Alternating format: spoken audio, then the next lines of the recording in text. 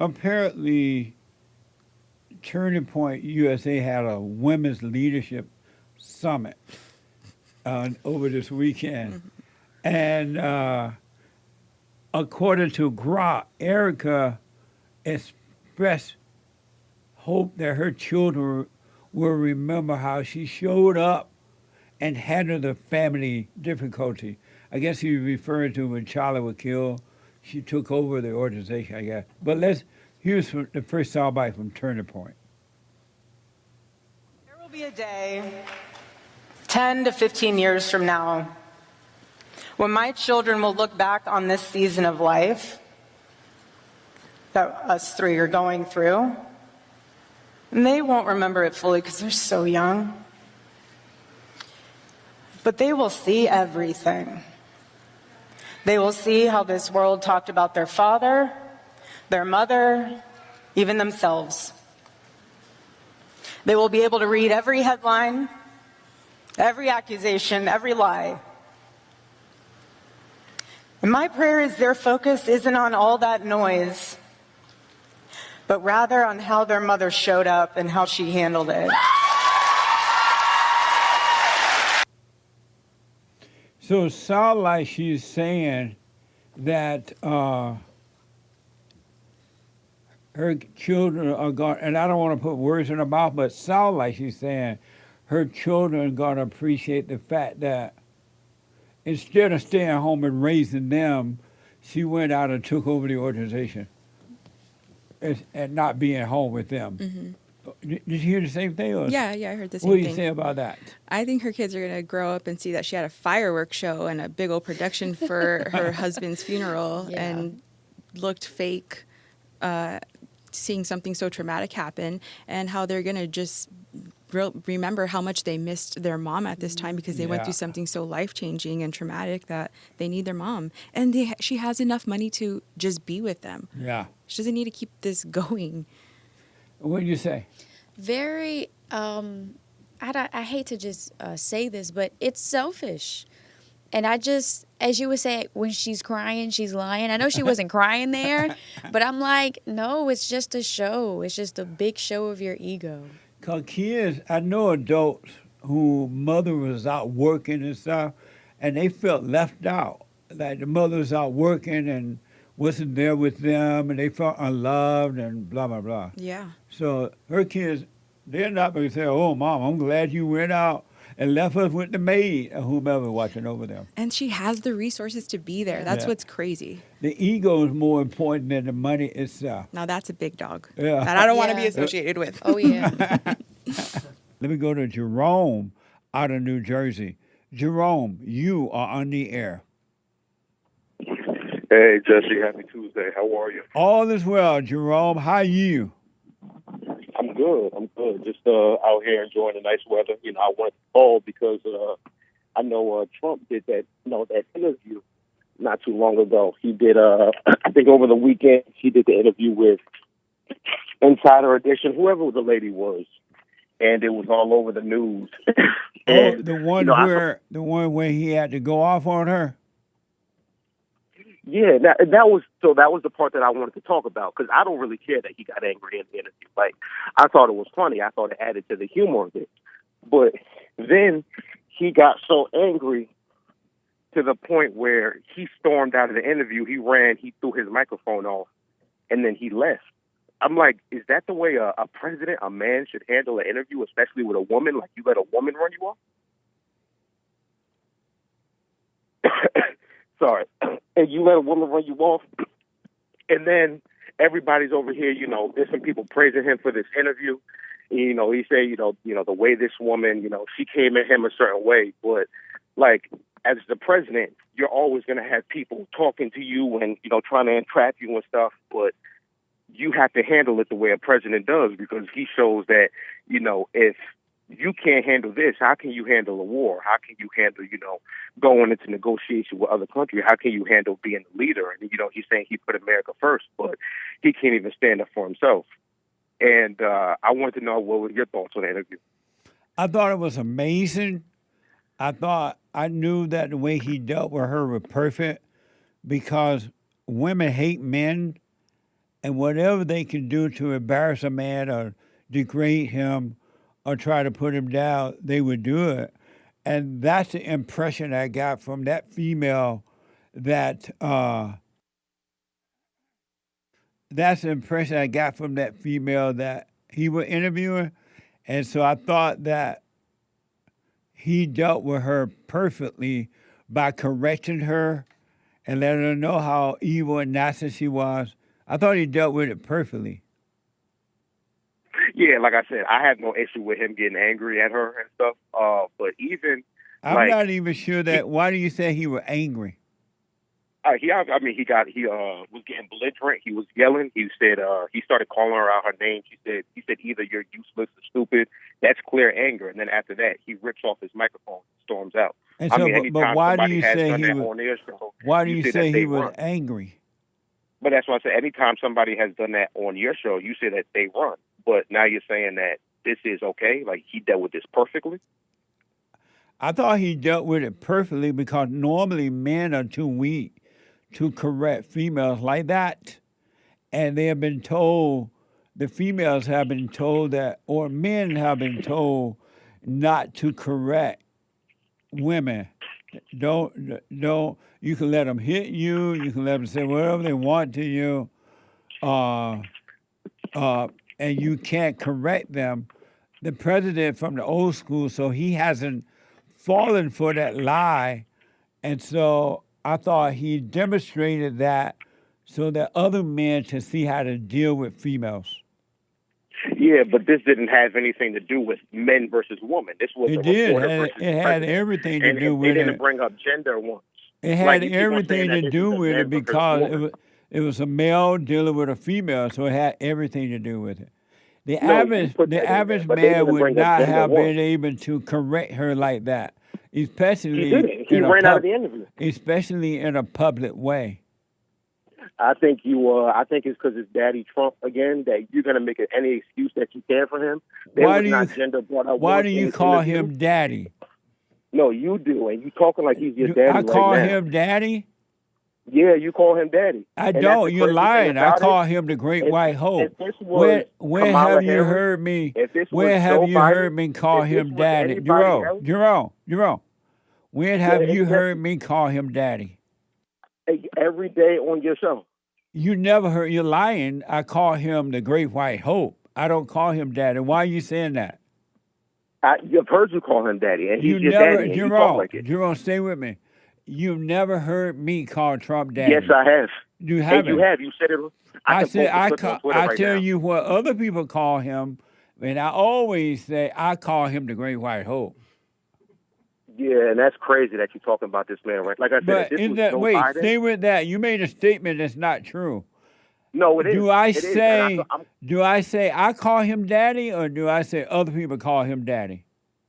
You did when you were singing "Daddy's Home," "Daddy's Home." That's the song that song come with calling him Daddy. Do I say I call him Daddy, or do I say I call him Gerome? Do I say I call him the Great White Hope? You call him both. Gerome, I've never called him Daddy. You're being dishonest. You're acting like that lady with Trump. You're saying things that are not true. You about to run off just like he did? Gerome, you're saying things that's not true. And so that we can move the conversation forward, have you ever heard me call him Daddy? I just answered your question about 7 times. What'd you say? What'd you say? No, what did I just say? No, what did you say? I said, yes, you did. You're lying. When did I call him Daddy? When you sung Daddy's Home. And when I say that other people call him Daddy, and I say they say Daddy's home, your daddy's home to stay. That's a song relating to. I'm aware of the song. Relating to other people call him Daddy. Have you ever heard me call him Daddy? Now this is the 8th time that you asked me the question. You about to say, what did I say again? Can we move the conversation forward? Like you said, I wanted to talk about the interview. No. I never call him Daddy. I need to hear you say I never call him Daddy. Why do you need to hear it? Because it's not true. But it is, though. All right. Thank you, Gerome. 888-7753-773. I say some people call him amazing. What manner of man is this? The wind and the sea obeys him. I say some people call him king. And they hold king rallies, worshiping the king. I say some people call him daddy. Daddy is home. I say I call him the great white hope. The one thing I want to say to the guys who are married with children, or even not have children yet, but you're married, and to the ladies, I want you to know that every marriage that comes together is not from God. You're marrying the wrong person. The man is married the wrong person, and the lady is married the wrong person. And it's never going to work. And that you can rely on. And the reason for that, because you, listening to the accuser, thinking that you're making the decision, always pick the wrong person. You say, I'm going to get an education. I'm going to get a job. I'm going to be rich. I'm going to be poor. I'm going to be famous. I'm going to buy a house. I'm going to get married. I'm going to have children. And because you made those ego decisions, listening to the wrong voices, you always end up in the ditch. It just ain't going to work because you made that decision. Well, not really you, but the false self made the decision. But you thought you were making it because you were taught to make those decisions. You were told to make those decisions. You saw other people making them while you were growing up. But what you didn't see or didn't pay attention to, or if you saw it, you didn't recognize it, that the people who tell you how to make decisions, their thing is not working either. You got lost people in the dark telling other lost people how to make decisions. And you end up in the same ditch that they're in. And you suffer. Some people suffer so much in relationships, and outside of relationships too, but especially in relationships, that they are so stressed out and worried and trying to make it work that they feel like in that stress, you know how stress, it stays with you. It clogs up the function of the body where you can't function. And then some people feel like they have a heart attack. And they go to the doctor does a thorough examination. And the doctor's like, no, your heart is fine. No heart attack. It must be stress, the doctor say. Stress will kill you. Worry, anger, resentment brings on all kinds of diseases. It affects the entire body because you're listening to the wrong voice. And it tells you to make that person happy. Go out of your way, do whatever you got to do to make them happy, especially with guys who are married with women or dating. And I've never seen it this bad before, where guys go out of their way to try to please a woman. And the more you try, the worse you get, but you get stressed. Because now you're trying to make it work, and she knows it, and she gets worse because she knows she has control over you. You're trying to make her your God, and she knows it. And if you don't do it at all, you don't care about my emotions. You don't care what I think. You don't care this or that. And what she's saying is, you're not letting me control you all the way. You're not making me your God all the way. She's not saying I love you. She says she has control over you. And then you try to please her more. And now you feel like you have a heart attack from stress of trying to please her. And in some cases, the guys do that to the ladies. Amazing, huh? And Lord have mercy on the man that had made children with this woman. And now the man loves his children, and she knows it. And as a result of loving his children, it's the wrong love too, because it's the love that enslaves you. It's the love that makes you worry about losing your children or hurting your kids or something happened. I can't tell you the number of men who made children and the suffering that they're going through for fear of losing their children is mind-blowing. And the things they do to please the woman, the mother of the children, in order to keep their children, is sad. And it's never gonna work, because the more you give, the more she wants.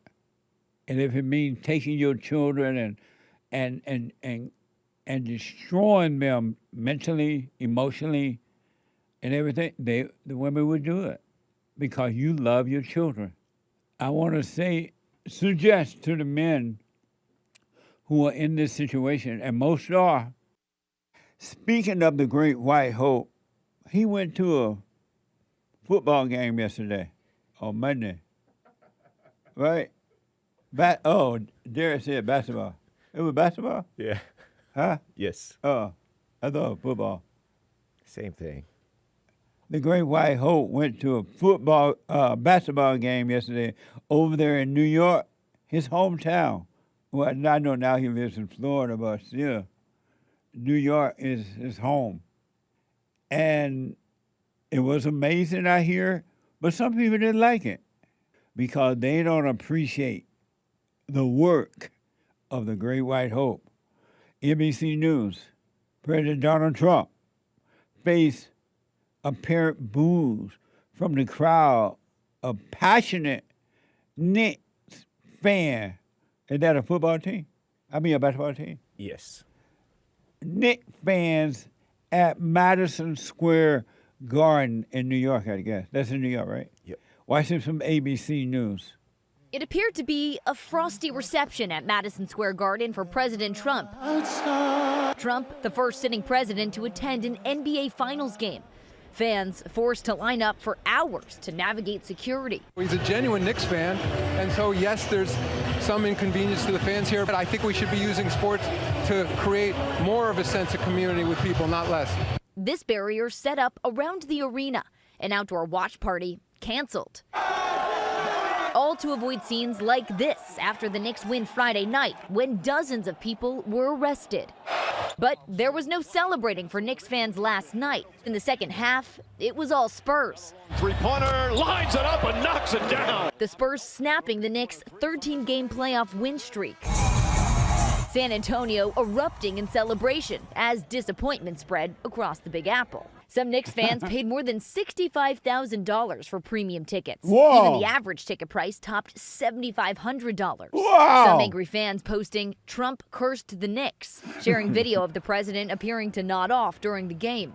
But Trump calling the experience amazing. I thought great. I mean, I thought it was amazing, actually. You mean when they had the camera on me? I thought it was very good, yeah. Amazing.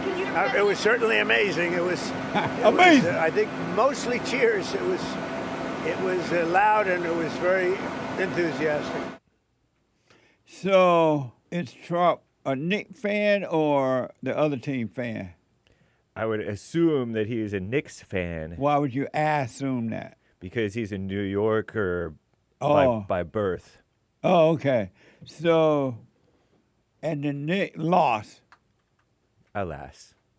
And the people blame Trump that they lost? I remember seeing Trump when he was not president at the games in New York, and the people loved him in New York. Oh, yeah. Before he became a Republican, conservative, amazing president, right? Rappers loved him. Everybody loved him. Everybody loved him in New York. Even Jesse Jackson, Al Sharpton, those people gave him awards. He would make cameos in movies and all kinds of stuff. And just because he's a president that doing an amazing job to make America great again, some of them don't like him. They say, see how human beings will treat you? They love you and then they hate you when you stop thinking and doing what they want you to do. Terrible. Now they hate you. Where is the love? And who is Adam Silver? Adam Silver is the NBA commissioner. He's that really skinny, bald guy with the glasses who's like, I think it's good. We need basketball and sports to be like a sense of community coming together, even though it's inconvenient for the fans because of the security measures and traffic and stuff. But they didn't say it was inconvenient when Obama and Big Mom Michelle went to a theater in New York to watch a play. Right. And they had the whole rows and everything blocked. Nobody goes to plays, though. I know. They go to basketball games. A man in a Spurs jersey was mobbed, punched, and pushed. What? What you said there? A man in a Spurs jersey was mobbed, punched, and pushed by a crowd after the game. This came from X. This is from X. Watch this. They order.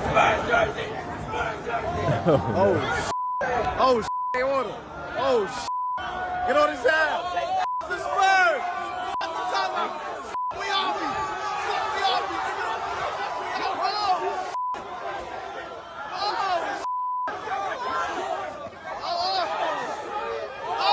What are you hopping at?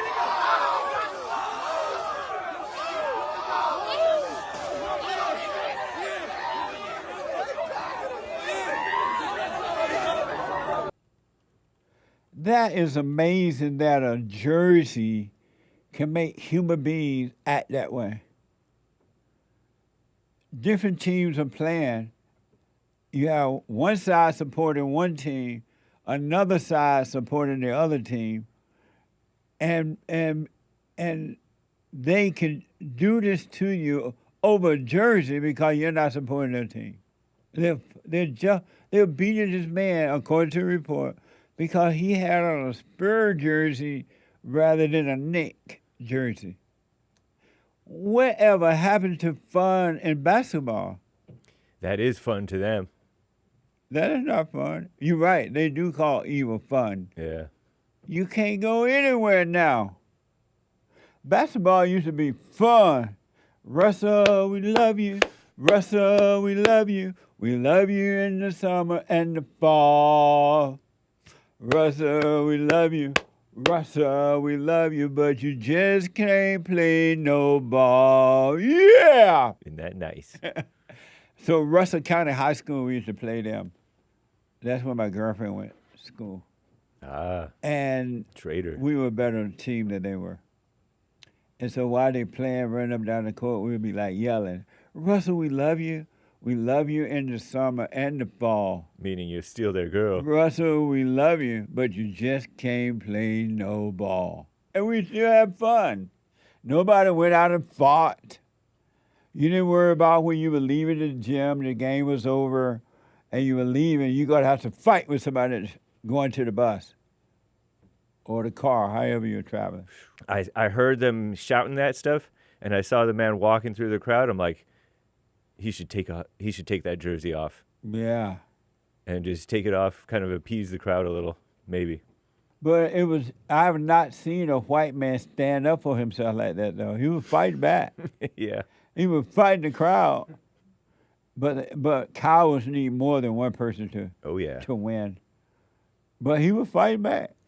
I haven't seen that since I left the cotton field. You saw white people fighting back at the cotton field? I did. White people used to not play around. They're gone now. Was that a white man or was he Hispanic or Italian? Well, he seemed to be non-black, so I don't know what race he was, but he was non-black, and he was fighting back. Or Irish. Alas. Amazing! A spiritual battle. I want to encourage you to be aware of the deceiver. He pretends to be your friend when he's really your enemy. All thoughts, all lies, all the time about anything. And that's amazing. Wake up. If not now, when? I want to go to Nick out of Maine. Nick, you are on the air. Good morning, Mr. Peterson. How you doing? All is well, Nick. Yes, sir. So I just wanted to know, like, how, like, when I'm, okay, so, like, can I when you say let life happen, like, is me trying to, like, because I'm a Christian, so it's, like, me trying to, like, listen, like, do what the words say, but, like, is that not letting life happen, even though I'm trying to do what the Bible says? If you try to do what it says, then you're not letting life happen. And it's That's what I'm... and what you're trying to do is never going to work. It's not going to work. Yeah, I noticed that. Because I feel like I'm doing something. I feel like I'm doing all right. And then I feel pious. And then I go right back down. Yes. You cannot, you, I, or anyone, I don't care who it is, cannot make your life work.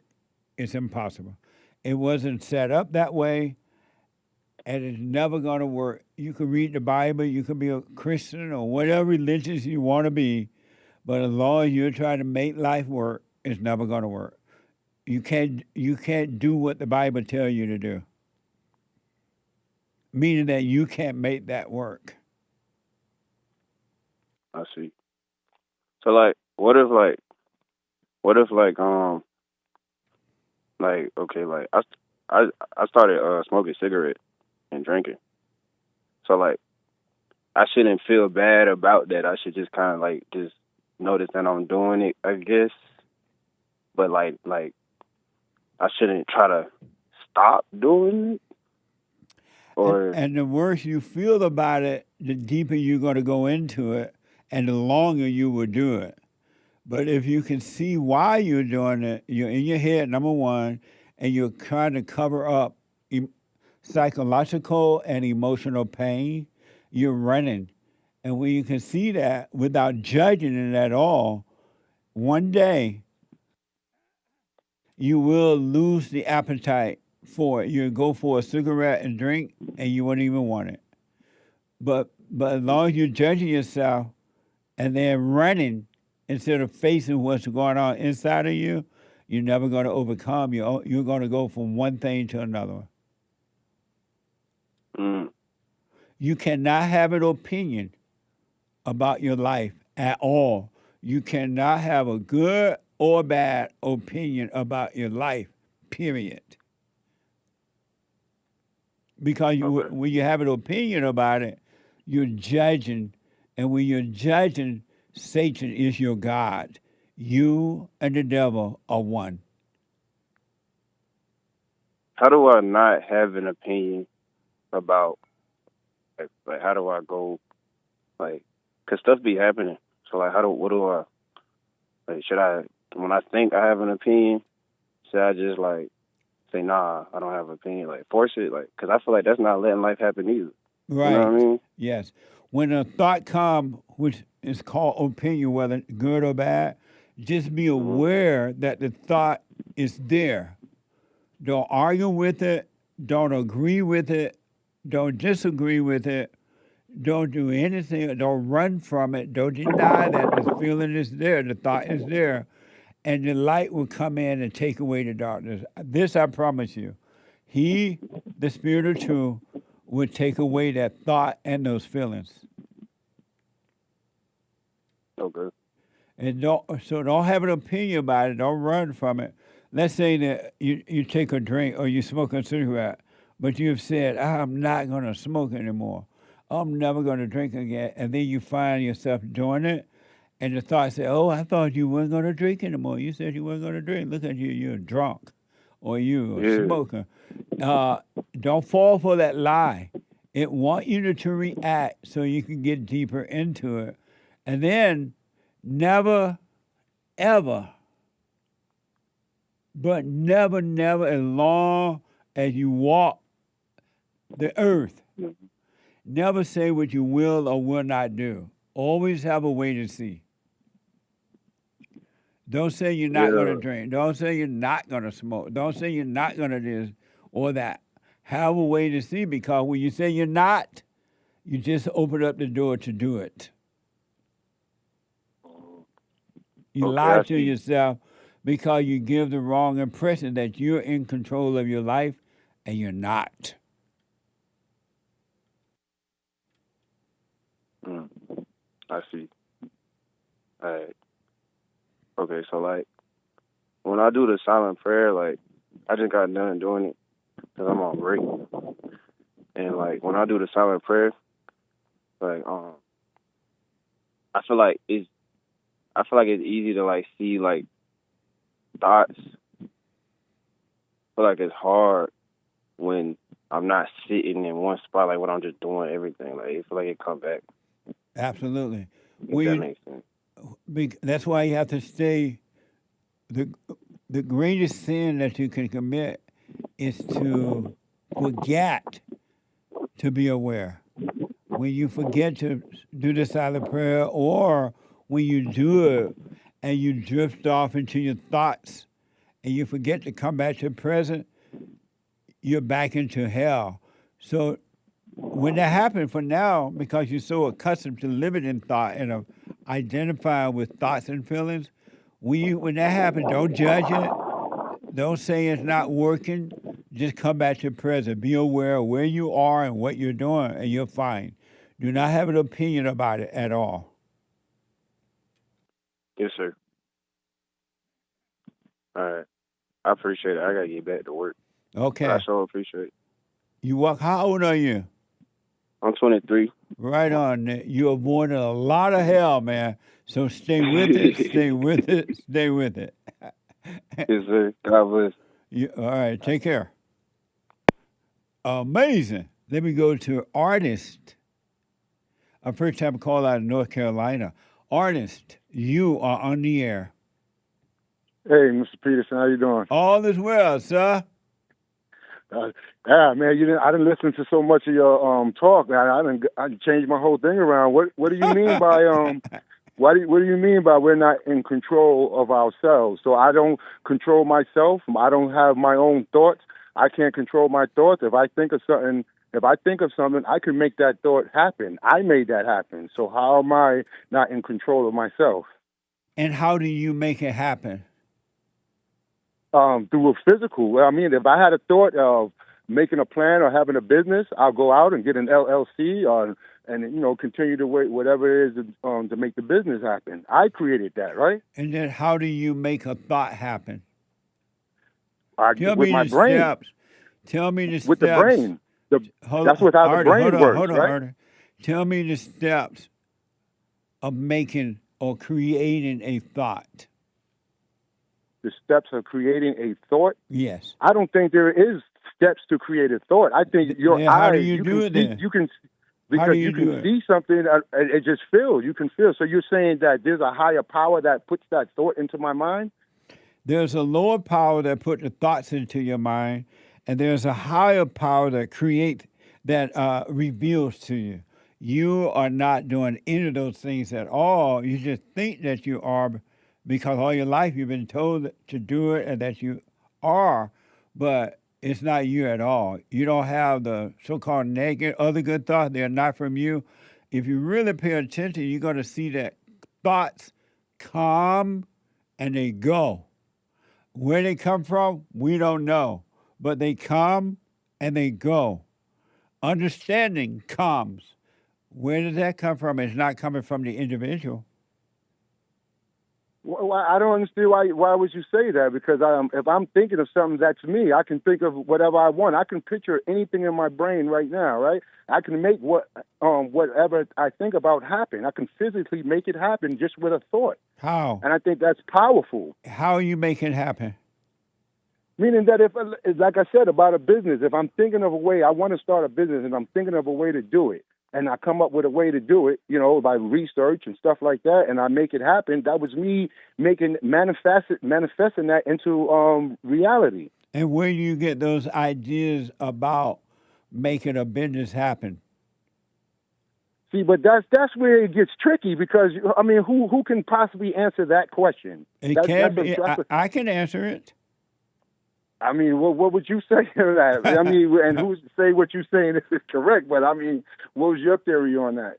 Ideas about and thoughts about abundance come from God. Come from God. I mean, Yeah. well, what proof do you have of that? Who came and told you? Did God come down? You know, I'm not trying to be funny or No, I facetious, know. but I understand. did somebody come down and say, "Hey, every thought you have is because of me"? Did some entity appear in front of you? I mean, how did you believe that? I mean, how do you come to that conclusion? When you get to truly know yourself, you're going to see those thoughts that come from evil, and you're going to see those that the understanding that come from God, because God is not into thoughts. He's into seeing. He's into inspiring you. He's into revealing to you. Those thoughts that you get about anything, the past or future, or what you think you want or don't want, those are from evil. They're not even your own thoughts. There's no It's you. almost like you said, we live in a matrix, right? We just get up and just let life happen, right? We just stand on a line and just let life happen, and we just go along with it. If you Is stay, what you're saying? if you stay present without going into a thought at all, life will simply happen for you. But if you try to put any effort into making life work or happen, it's going to always go wrong, because you're on the side of evil and you can't make anything work. You just think you can. Wow, I'm just have a hard time finding where evil comes into the play of that, because I mean, that's like almost 80% of the world you're talking about. It is. It's 99.9, except for those men and women who are getting to know themselves. They're overcoming that, the lie that they're in charge or control of anything. You're not in control of your life. You cannot make it happen. That's kind of deep right there. I don't know. I might agree to disagree, or I might really do some more research into that. I highly do what you want, Artis, but I highly recommend you start paying attention to what's going on inside of your mind, and you're going to see that you had nothing to do with it. If you now you say go inside my mind, right? Those are don't go in there. Thoughts, no, right? come out of there. Don't go in there. Be aware of come it. out of my mind. Yeah. Don't go in and just there. live life for what's in front of me, like what I can Yes. see with my own eyes in front of me. What is revealed to you? Stay present and just do what's in front of you. And one thing will lead to another one, and you will end up with a perfect life right here on earth. But That's kind of deep. The moment you go into thoughts, you're going to lose your way, end up in darkness, and everything you do and every decision you make will always be wrong. Who are you, Artis? Who am I? Yes. To me, I'm just an entity. I'm a spiritual being. What's I'm a spiritual being? Meaning that I just exist. What do you mean by that? Meaning that I'm just exist in flesh. I'm a melanated person that just exists out here in this world. No, but who are you? Who am I? I would probably never know who am I, because that's like asking why we live. What's the purpose of life? I like know there are answers to those questions. There are answers to those questions? There are answers to why you're living, what's the purpose of life. There is an answer to who you are. You just haven't been looking within and paying attention to see those answers. That's kind of deep. Can I mention the Trump thing real quick? Yeah, but let me ask, and then you should definitely do it. But let me ask. Why would God create you, send you down here to earth, because we all came from God, He put us here, and leave you helpless, lost, without answers? What kind of God would do that to you? That would be a selfish God, wouldn't it be? Right, and that's what Satan does. But the true God, He's giving you all the answers. It's just you're looking in the wrong place for the answers. Yeah, but how do we find that? I mean, you all right, let's just say people that's born into the struggle. There's people that are born into struggle. That's not by their choice. It might have been handed down from generation to generation. They're born into struggle. They're born into pain. They're born into poverty. I mean, where's the God in that? I mean, how are they supposed to see life? How are they supposed to see, hey, I just let the Lord take my life to where I need to be? When they're going through so many obstacles and watching everybody else succeed in life, but they have to overcome so much just to get halfway down the block. What do you mean by born into struggle? Okay, let's just take the poor community, people that are born into, let's just say, black community that's born into poverty, drugs, there's murder, there's all kind, it's rape, there's all kind of things that they see every day that they're born into it. But they're not born into that. They're born into the environment of that. They're born into. But are you your environment? Yeah, but how are you supposed to know that? See, you're a grown, intelligent man speaking this. I'm talking about from the perspective of somebody that's just being born, somebody that's growing up, 12, 13 years old. These are why these young kids turn into the streets, into violence and stuff like that, because that's their environment. That's all they see around them. There's nobody teaching them, right, hey, you're right that's about not that. the right way to go. Yeah, you're right about that. That's why they choose that life. But that's not the how reason are they supposed to choose... see the way you see it? You know what I mean? Like, they can't see that. Maybe it's not being taught. The churches are just taking the money from the people. They're not teaching these to see the right way that God or the higher power has told you to go. So these kids is like, you know what? I'm going to go out here and try to survive the way I see, the way the rappers are doing, the way everything, all this money and all this stuff, glamour that's being, proposed around them. They think that's the real life. But you're not born. I'm just saying, how are they supposed to see what you see living that kind of life? They're not born into poverty or anything. They are born into evil parents who don't love them.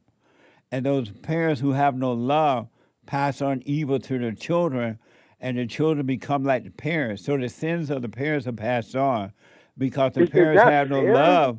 But once you become an adult, then you are responsible to overcome the parents. You're responsible to have find the right place, and have a life for yourself. But it's not the poverty that they're born into; it's the darkness of the wicked hearts of the parents. Mothers. So you really think that's fair to say that these parents are wicked, being that they were born into the same life that their kids were born into? Generation after generation, until somebody change, until the parent. Now that you're going to be working on yourself, your heart is going to change, and so when you make children, they're going to be born into a family, a father that has love for them, and they're going to have an even greater life, an amazing life than you, because you're going to be of love, and your children born from God will be of love, and they will automatically have an amazing life without effort. Yeah, I mean, it's easy to say when you're already a grown adult, but I'm just but no, it's when you become an adult. That's when you have to start examining yourself. A lot of yourself. these kids are not even becoming adults. I mean, they're so consumed to their environment and how, come on, I know you probably don't know how you feel about it, but I know the government and system and the systematic ways have a way of keeping the poor. You know, these people are going to be poor for this. I know the same block where I grew up in the Bronx, and I'm 50 years old. The same block that I grew up on is still poor. It's still drug infested. It's still guns and you know why? That same area. You know why? And it can't be from the people. Do you know why? Why do you think? They want it. Poor people, if they're poor, want to be poor. Angry people, lost people want to be lost. They want the government to give and take and keep them down. And the government want to keep them down so they can use them for personal gain, for a vote or for whatever so-called issue they come up with. So the people who are in those environments, they're in that environment because they want to be in there. Because if they didn't want to be in there, they would leave it. They would get away from it. But how? They don't have the mentality, the means. They don't know how to get out of that. Yes, they do. They don't want to know how. There's always a way out. For those who look for the way is given to you. They don't want it. They're lying to you when they say they don't know the way out. They do want it. They do know the way out. People live the life that they want, artists, and that's why you have to leave them in their hell. Otherwise, if you try to bring them out of their hell, they'll destroy you. They'll use you. They'll take advantage of you, and because they will hate the light in you or trying to help them, and they will take advantage of you because that's not what they want. They want the life that they have. That's why they don't even cry out to God, hey, how can I get out of this mess? If they cried out to God, God would show them out. They don't want it, artists. Even your own family member, they have the life that they want.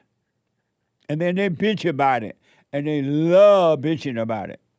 It's a thrill. I mean, you know why that kind of makes sense? Because I'm a postal worker, and all I see every day, how all these people been here 25, 30 years, they complain about the job every single day. Yeah. And I say to them, you complain about a job that's been taking care of you and your family for 25, 30 years. You done sent 3 kids through college. You go through 2 and 3 vacations a year. But yet, every day you come in here and complain about how this is the worst job. Right. So I can never understand, I mean, if you're talking about more of that sense, I can understand that. They love complaining. What would they do if they couldn't complain about their job?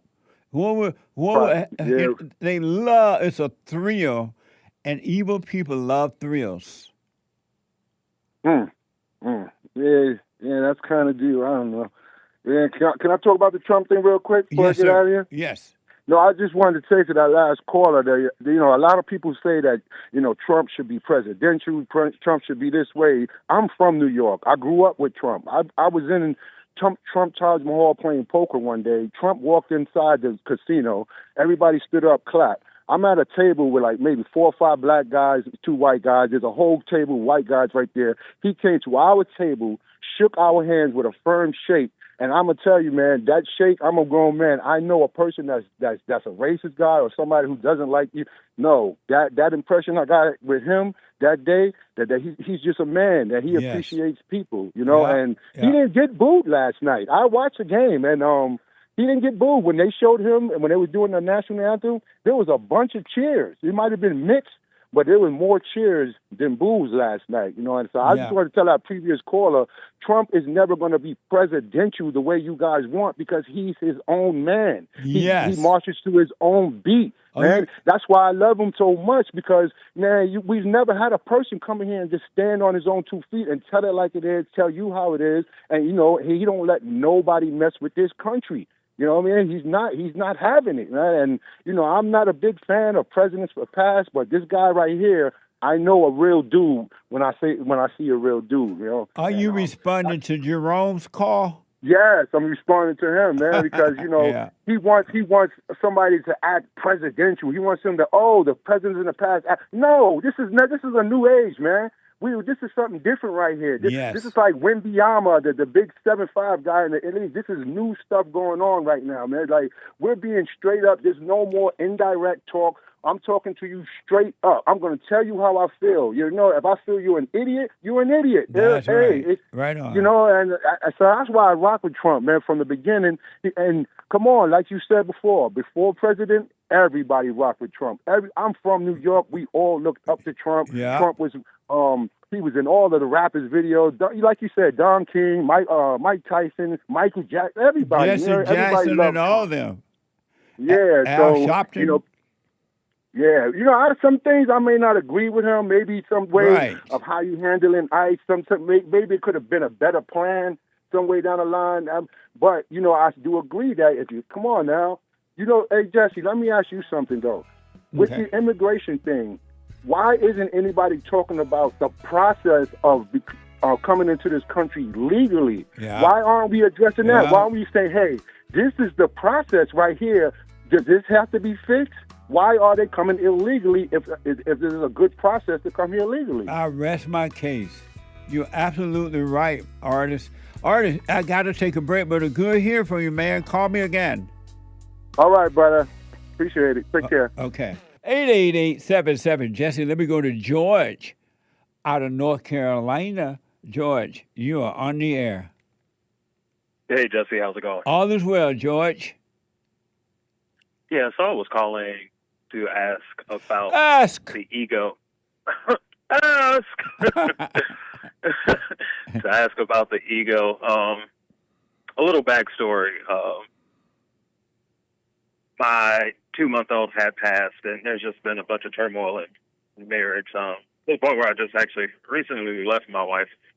But I feel so much pain, and it's like, why is that pain there? Like, what is that about?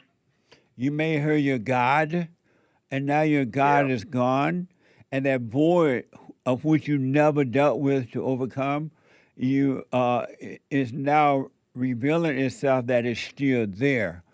And so it's time for you to not put anything, don't escape that pain and overcome it, and don't use anyone or anything to try to cover it up, but to watch it deal, and overcome it. So if you do get married again or you make children, you won't make them your God.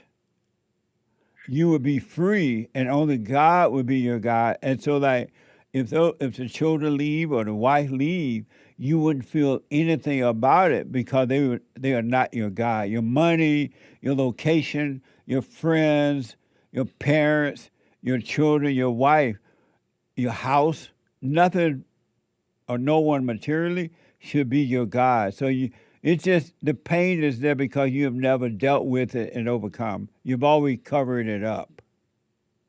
Yeah, I've always run away from it. Right.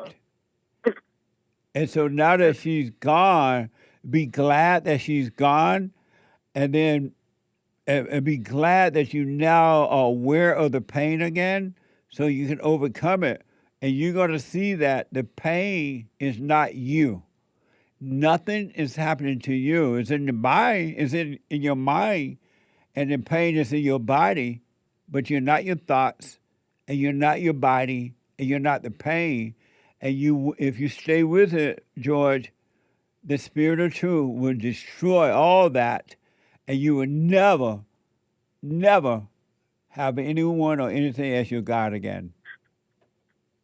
And Jesse, I completely see that now. I've been watching you for the better part of a decade, and it's so true because, man, words can't express how I see it. I know it, and I led in my relationship with it, and clearly see that relationship, I end up submitting to her because in our relationship, nothing could ever be honest. Like, I couldn't tell her, hey, you need to lose some weight. It's harming. Hey, it's time to work out. Just anything.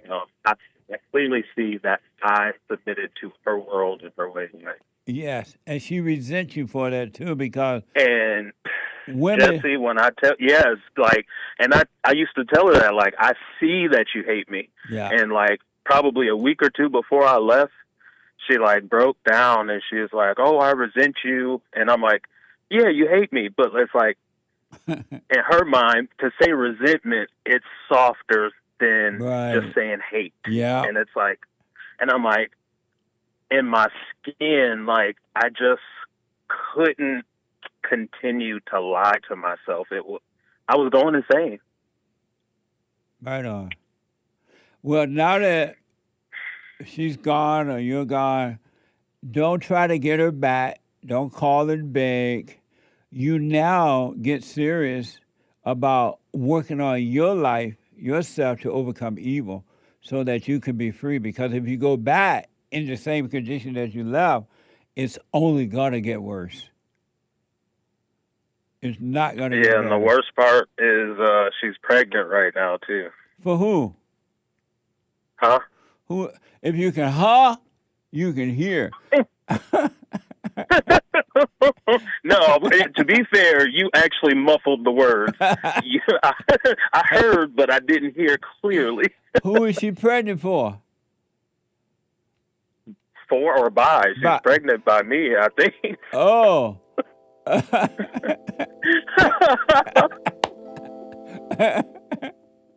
Amazing. Man, it would be a lot easier if she was. So it's like, what do I do about that? Oh, I hear the music. Yeah, Isn't hold that- on. You want me to hold? Yeah, Okay. hold on. Let me go back to George out of North Carolina. And George, his wife just broke up. They lost a child. He's thinking that she might be pregnant again. Why do you think she's pregnant? It's not, I think. I know. Like, she's like 5 months pregnant. Really? 4 months pregnant. Oh man. And so what are you gonna do when they come for you?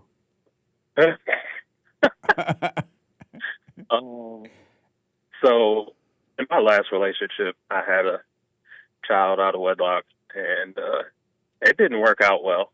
So, and I see the identical spirit in a different woman, and I'm like, I just walked away. I just told her, like, hey, this is your child, like, because I already see how you're going to try to manipulate this child against me. And I would rather have the child whole than us splitting the child and trying to have them pick a side. That's right. And so, do you ever see this child that you had out of wedlock? Oh, no, he hates me. How old is he now? 17. Oh, okay.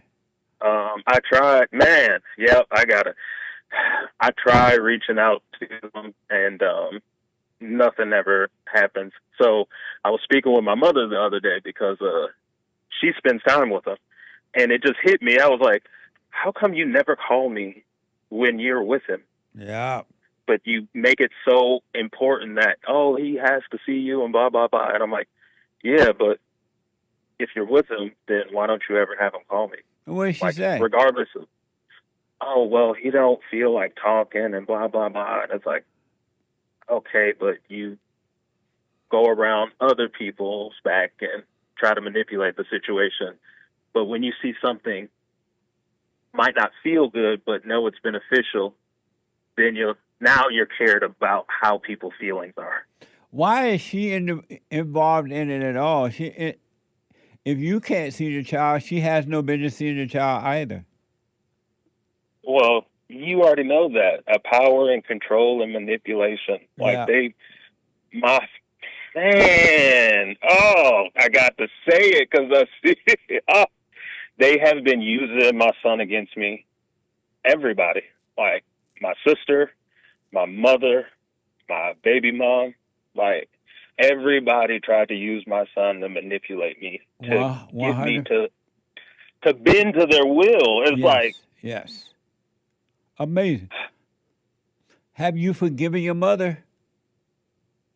I thought I did, but I clearly see I didn't. And I'm actually about to call her after this. Like, man, I really hate you because I can see, like, you never allowed the truth to be spoken, even when you tried to tell her, like, how we were raised. Out of fear, I clearly see what was driving her, but out of fear, she neglected us, like, pushed us out. Like, she took the spirit of fear inside of us. Yeah. And so, but you have not gone to her, forgiven her for what she done to you? Physically, I have. I've done it several times. But went to her and said what? I just told her, I said, I see now, like, you couldn't help yourself. Like, I forgive you because you just did the best you knew how to do. Yeah. And why have you had to go to her so many times? You don't need to do it but once. Why have you done it more than once? I can't put my finger on it, but it's like, even though I forgave her, it's like it wasn't the full truth. It's like, yeah, I can see it, but it's like, that's what it is. I couldn't see until just now why I resented her. And that's just because, like, we could never be honest. I remember one time she beat me so bad that Child Protective Services came to my house. That's amazing. And then she beat me again because I came to the house with a extension cord. Really? And your Yeah. father wasn't there to protect you from No. her? No, he was a drug addict. Oh, so he didn't live with you and your mother? No, I Oh. never grew up with my father. I know my father, like I know his name and his everything, but I never knew the person he was. Just stories about him. How old are you now? Before my mom, I'm 37. And so why have you gone and heard his side of the story and spoken to him? Why not? Because he overdosed like 15 years ago. Oh, So, okay. All right. Well, may I his couldn't. soul rest in peace. Well, you got to now, man, get serious about working on yourself. Forgive your mother. And then after this, what does she say when you keep going back and apologize for resenting? What's her response? We talk about certain circumstances that she went through, like she said. So her and my father was a drug addict, and based on her story, she said that my father and my mother's brother, so my uncle, they were doing drugs and they had a spout, and my father turned my mother on. That's the story I got from her. How true that is, I don't know. Your father, your mother did what? Well, smoking crack. Oh, I see. Oh, okay. But you, because of time, but you got to forgive her, be serious about it, and then start doing the silent prayer so you can move on with your life, and then everything would change for you for the good. And I'm seeing that now. The ego, I see the ego drawing me back. Like, it's creating artificial pain because it's like telling me, like, why do you feel so good for being away from your wife? Like, it's creating that type of pain. But, like, since I've been away from her, I've been able to rest. It's been like 2 weeks. I've lost 20 pounds in 2 weeks just from being away from this woman. Yeah. Well, don't resent her. She can't help herself either. I 100%, I see that. Yeah. And it saddens my heart that it got to this point. But I see now that it only got to this point because I was weak. Yeah, absolutely. So it's, even though it was on me, I see that I couldn't have done anything different because of the position I was in and the mindset I had. Yes. So I'm, I quit smoking pot. Like, the taste just left my mouth and everything because I'm like, I am genuinely tired of being this way. Genuinely. Right on. Well, if you're tired of being that way, it's going to change. And it is. And I appreciate you, Jesse. Like, there were times I thought you were crazy, but the more I listened, the more little bits and pieces kept being revealed to me. So I see now that you're just speaking based on spiritual matters and what is driving people. It's not about race, color, none of that stuff. That's it's just about the spirit that's driving you. 100%. It has nothing to do with anything but that. Like you were talking about the graduation thing, and it's like all of that excitement, it's like we should never get that excited and responsive to those feelings and emotion because that's where the creep in comes in and takes control of us. That's right. I rest my case. Very good point. Yeah, I saw it. I'm like, dang, I just saw that when you said it. And it's like, this is the life I am going to live, no matter what. So thank you. Let me know how it goes. And this time, stay with it, stay with it, stay with it. All right. Are you going to have the men's forum next month? We plan to, for sure, yes. Okay. All right. I'm going to try to make it out there. All right, George. Good to talk to you. All right. Okay. Likewise. Take care. All right. Barbara is out of Michigan. Barbara, you are on the air. Well, hello. How are you doing today? All is well, Barbara. Good. Well, I was watching, I was on YouTube, and I seen a clip that you had did where these kids was graduating from school, and they were dancing and having a good time, celebrating, graduating from school. You mean And like just the made it crowd, seem like the crowd of kids, the black, Yeah. the little black ones? Yeah. Okay, go ahead. And I didn't understand did not see a problem with these kids celebrating. They're just dancing. It's not like they were out doing anything bad or they was at a party with drinks and drugs or anything like that. They were Right. graduating and they were happy. So I don't see what's the problem. You made it seem like their parents didn't care about them. They was raised in like a crazy place or something, and I just didn't understand that. Well, what it was, I don't know if you saw it or not, but they were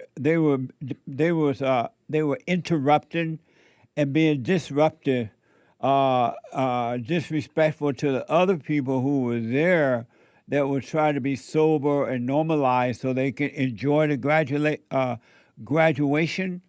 And there was one scene where they were doing flips and just carrying on.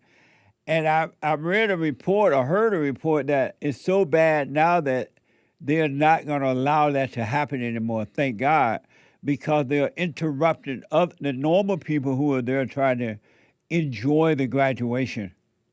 But now That I makes didn't sense? see that. I didn't see that. I Yeah. didn't see them interrupting anybody. By carrying that on like that, was- they were knocking over chairs and just all over the place, being all wild. They were Graduations. still just celebrating and dancing and having a good time. Is it a crime but you're for not black supposed kids to- to be happy for graduating? You're not. Is that you- a crime? It's not a crime to be happy, but it's a lack of love to just carry on and interrupt everybody else's life that's there who want to enjoy the graduation because you decide you want to carry on and be silly. They always have graduation parties later at some of the family homes or some location. To carry on like that, Barbara, you don't think that showed a lack of respect to the other people who were there? Not at all. Why not? Because they were celebrating graduating from school. But that's not the And way to I do it. don't- You don't knock on Well, chairs and and just be but all. what I'm saying is you can celebrate any way you want to. Just because they didn't celebrate the way you would celebrate does not make them wrong for in being happy that they made it. Do you know what an accomplishment that is to get your diploma and to graduate? No, that's not a big deal. It's It definitely is not a that big deal No, because you have to go through a lot in order to get a GPA, a high score, in order to be salutatorian, valedictorian. There's a lot that you have to go But through, that and I still don't think that's doesn't fair for require- you to take that away. that still doesn't require you carry on like that and interrupt everybody else's life. And you But have they like didn't a, it- interrupt it nobody wasn't- else's life. Yes, it did. So, Barbara, let me ask. If it was a good thing, why are they saying that they're going to ban that? They're not going to allow the kids to act that way anymore.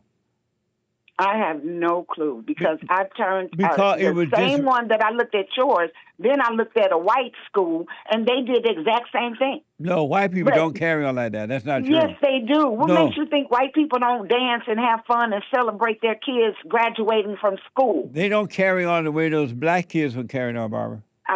Okay, see, I just saw another video Are you where a saying bunch of that- white people just started a fight over seating arrangements at a graduation.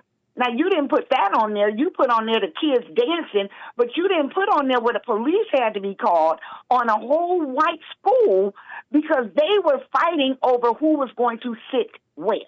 I didn't see that. I know you did. Will you send that to my producer?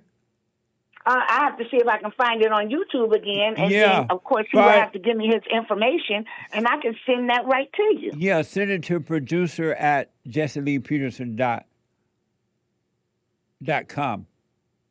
Okay, now that part I can do because Yeah, do every that. time I We're see you sure. put something, We were definitely sure, but normally you don't see white people acting that way. But I would love to see it. So send it to producer at JessieLeePeterson.com. All right. Let me ask. I sure will. Let me ask Barbara.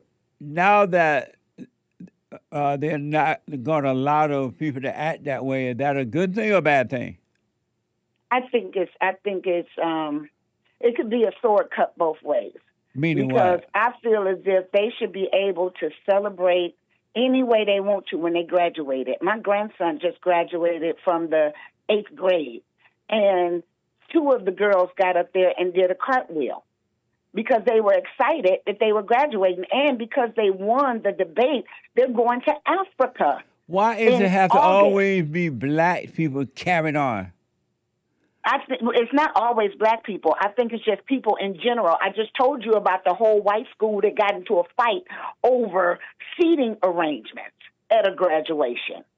So that's not just black people. But that's people in general. And I definitely Have you want ever to been to a quinceañera? Have you ever been to a quinceañera? Quinceañera? Yeah, quinceañera. Have you ever been to one of those? It's No, like a Mexican I don't party eat- where, or Oh. I shouldn't say Mexican. I should say Latino. When they turn 16. And they have They a party? like it's no tomorrow there. But- yeah. but at least Have you ever they- been to a debutante ball where most of those are Barbara, the higher up? I know, but what you're missing, at least they're at a location where you expect to have a party and party. You're not at a big graduation where you're interfering with other people's lives by interrupting and knocking over chairs and carrying on like that. How but about don't you think the there's a parents probably decor? is just as decor. excited as the kids is that they're graduating from school? I know they so are. the parents is just as happy. I know you can be happy, but you have to have some sense of self-control. Barbara, I got to run because of time, but send that to me, though, okay? I sure will. And you have a great day. All right, you too. Thank you, Barbara. Bye-bye. Bye. I want to show you this really fast, and then we go to the Super Chats out of Massachusetts. From Boston, this is from Boston 25 News. There was, according to this report, a violent confrontation at a beach there in Hopkinton Beach, I think, down in Massachusetts. And it did not turn out well. Watching from Boston 25 News. Time to go. Just if you only stayed for a little while and did your thing, it's time to go. Go tickets to another lake, someplace else. I live on the lake. Where do you live? On Downey Street. You don't. Where? Just go over to Downey. Really? What are you I'll gonna just do? call the police again. That's all. You want me to shoot you? All right, shoot me. Shoot me. You're gonna beat up a cripple? Bro, are you I don't care. I'm about to talk to him. Take cripple. Come on. Come on, big boy. Come on, big boy. What are you gonna do? Come on, Shoot big me? boy. Come on, big boy. Do it. What am I gonna do? Come on, big boy. You're the one coming up to me. So Come do on, something. big boy. Let's do Get out of it. here. Come on. Get Use the that fuck big out mouth of of here. yours and do something about it. Yeah. Yo, catch. Get it. Get it. Get it. Yo.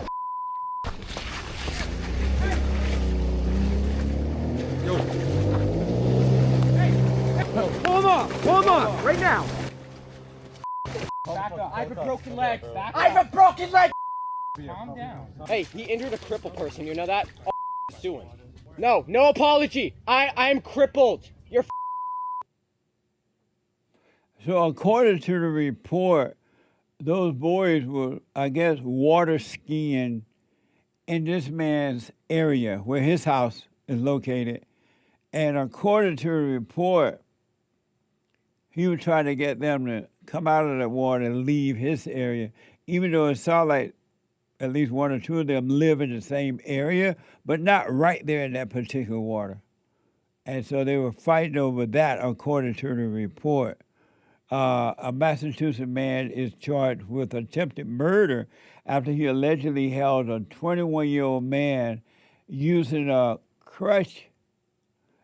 crutches underwater during a fight at a lake. That was from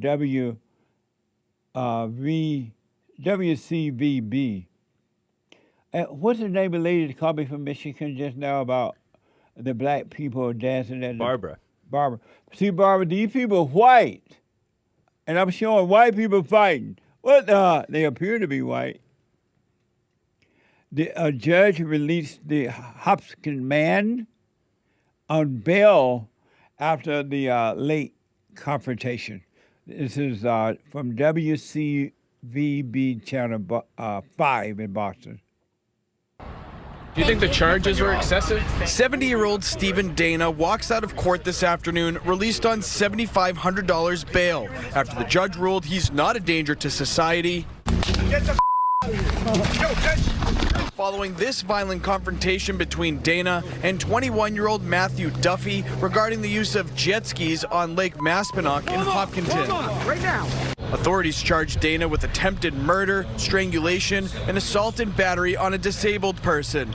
Duffy says he's recovering from several injuries from a near-fatal motorcycle accident. The defendant essentially poses a danger to anyone who makes him angry.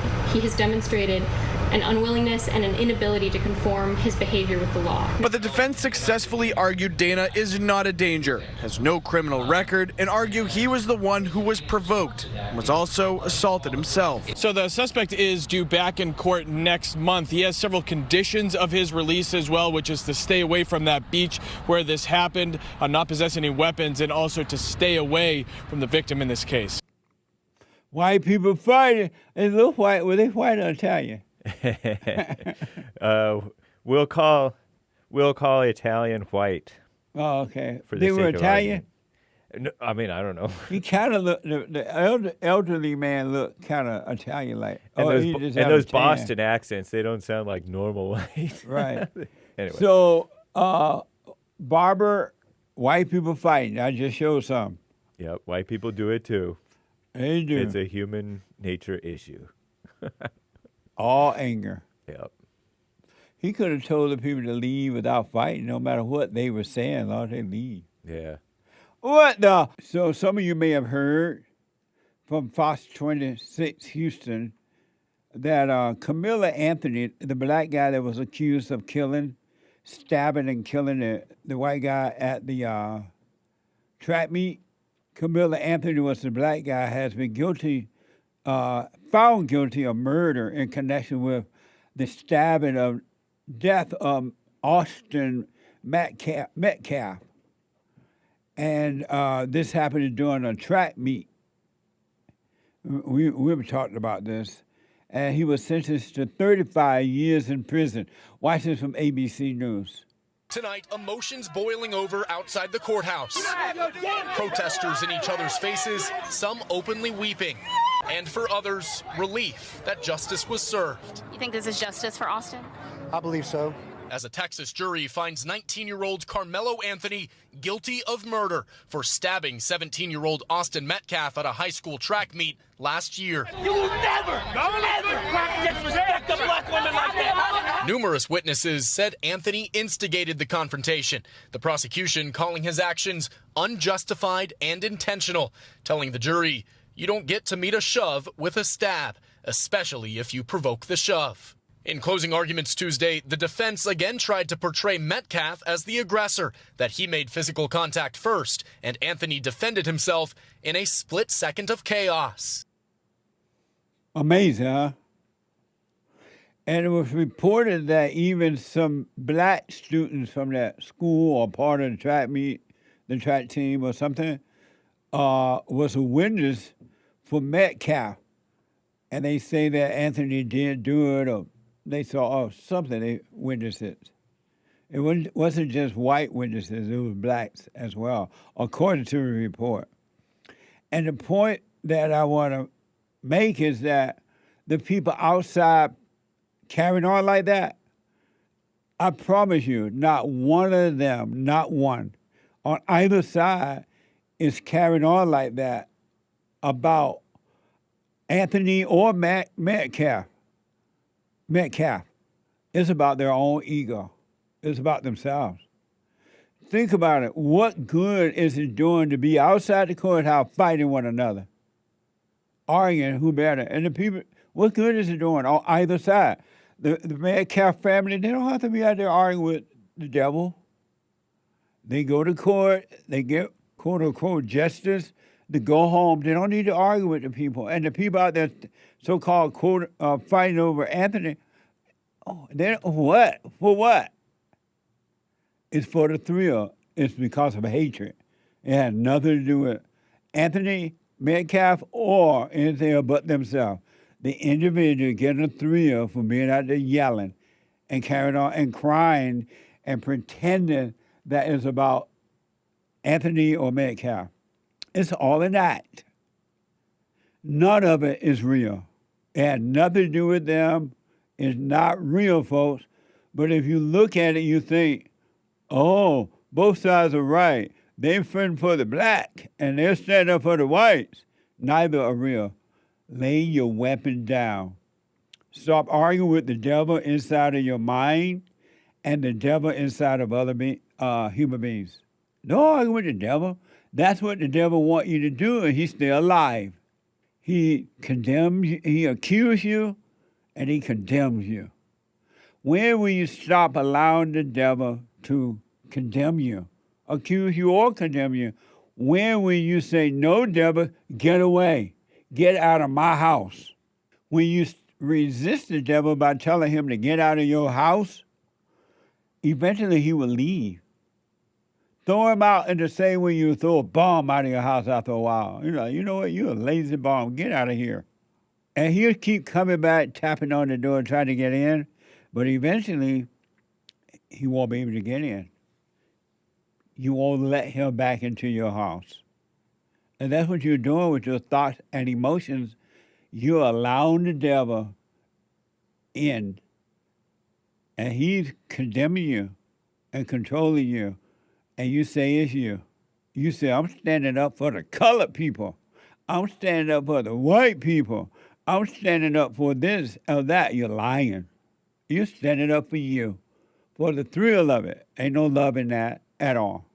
It's not even you. The verdict of this guy being sentenced to 35 years, the verdict sparked emotional responses outside the courthouse.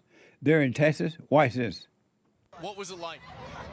What was it like? When the verdict was read. I feel like it was designed to protect white people, the system, and it was not designed to protect black people. It's self-defense. Supporters of Anthony have raised concerns for a fair trial after no black people were seated on the jury. Inside the courtroom, tears from both families. Anthony's mother described as weeping, later asking the court to please have mercy on my son.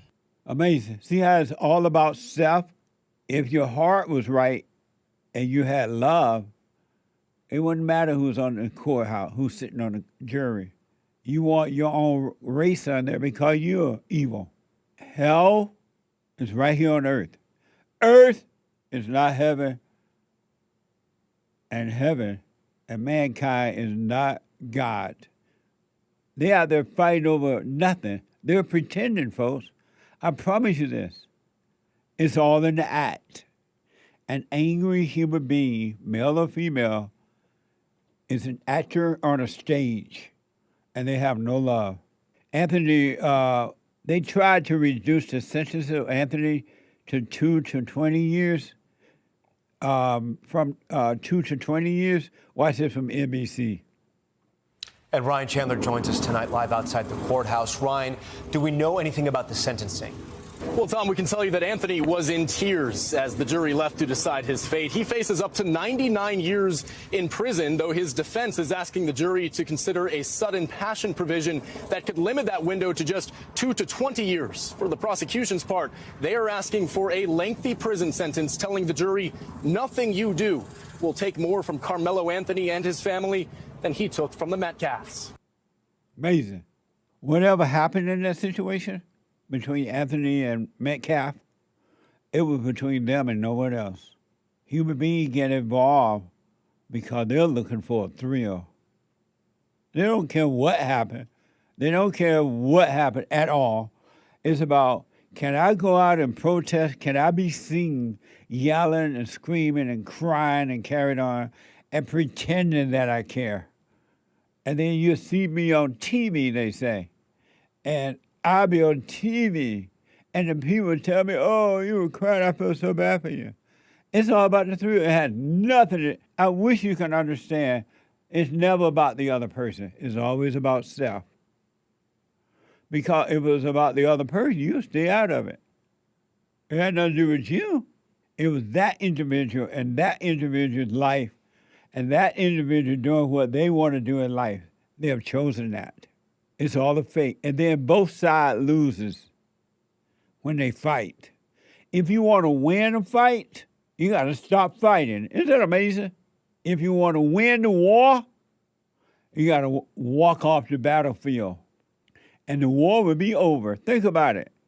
Here you are on the battlefield, and then you realize, you know what? Why am I out here? I don't need to be on no war. I'm sick of war.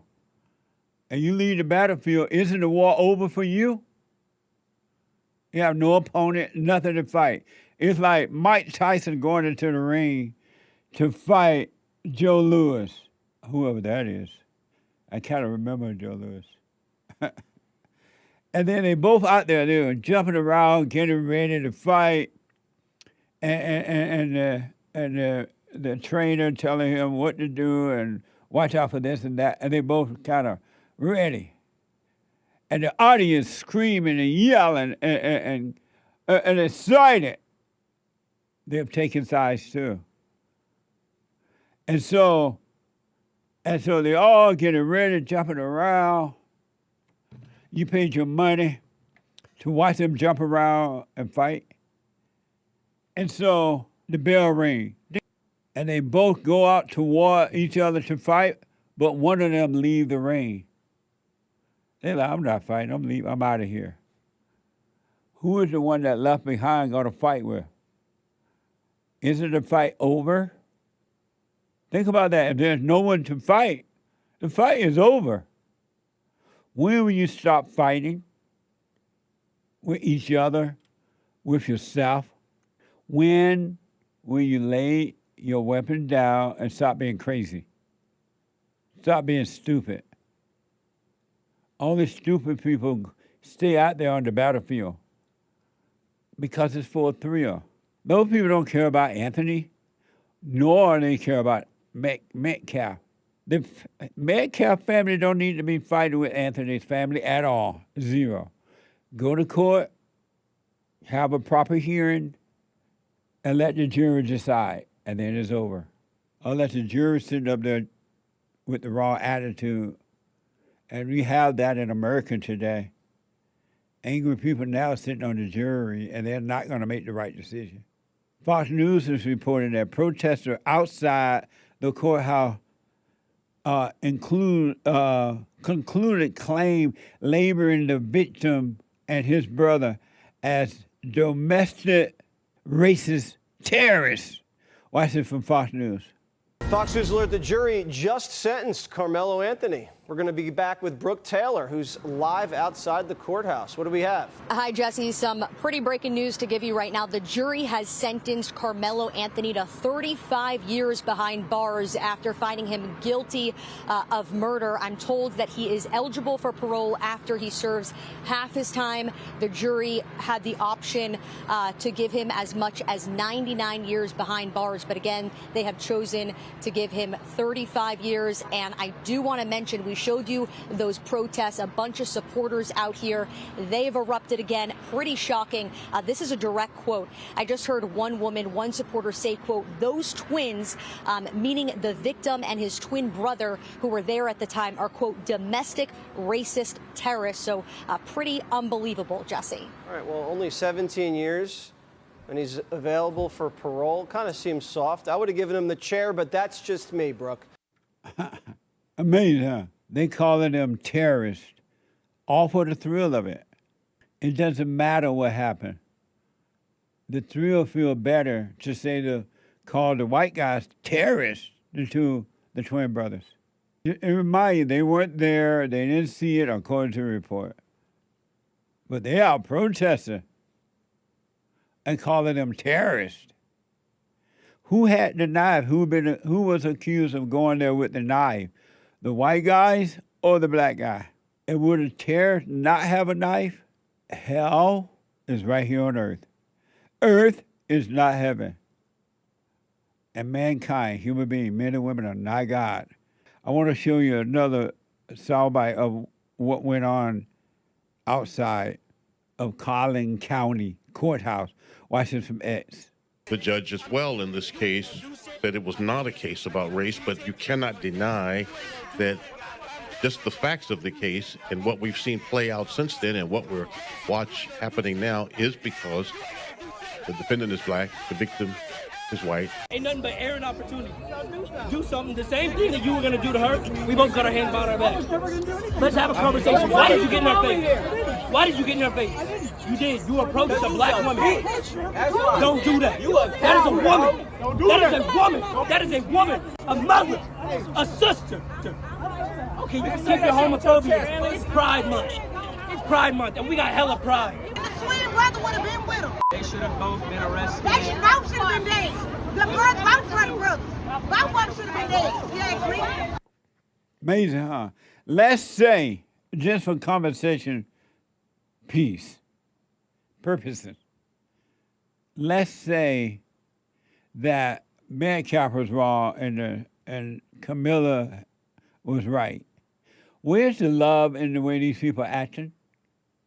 Jumping up in that white man's face and just carrying on. Where's the love? There's nothing but hate out there. And what does that mean? It's a black woman. You're in a black woman's face. What does that mean? If the black woman don't want you to be in her face, tell her to sit down. She made her face possible to be in. She showed up. To whatever situation that guy was responding to. There's no love. Christ said, and I repeat, if you want to enter into the kingdom, when asked, how can I get into the kingdom of heaven? He said, you got to love your enemy, love your neighbor, and love God with all your heart, soul, and might, along with nothing else, no one else, or anything else. Are you getting that there? Is there any love out there at all? I would suggest you pay attention to what's happening inside of you so you can overcome evil. And then you will become the light of the world, because the light, which is the nature of God, will shine through you. And lost people, those who want to find their way back to the Father, will see it and they'll want to know, how can I get back home to the Father? It's not about race or racism. There's no such thing as racism. Anyone that tells you that it's racist, that's an evil, nasty person. Don't trust them. It's spiritual. And they're saying it's racist because they want to cover up evil. They have decided that they love evil. There's no such thing as racism. It's either good or bad, right or wrong. I don't care who are doing that. It's the evil folks. And evil people love naming it everything but what it is. Back in a moment. I want to just show you one final reaction to the guilty verdict of Anthony, Karmelo Anthony, whatever his name is, outside the courthouse. And I want you to remember, it's all just a thrill. These reactions have nothing, zero to do with Anthony or Metcalf. All the yelling and the screaming and the crying, it's all lies. It has nothing to do with either one of the guys at all. And these people don't care 2 cents, 1 penny about Anthony or Metcalf, about them. It's about what the thrill they're getting, the lies that been told to them in their own imagination that, oh, you care. You're fighting the white man. You're showing love.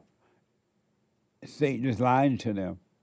If you love either one of those guys or both, you would pray for them both. God, let your will be done for Anthony and for Metcalf.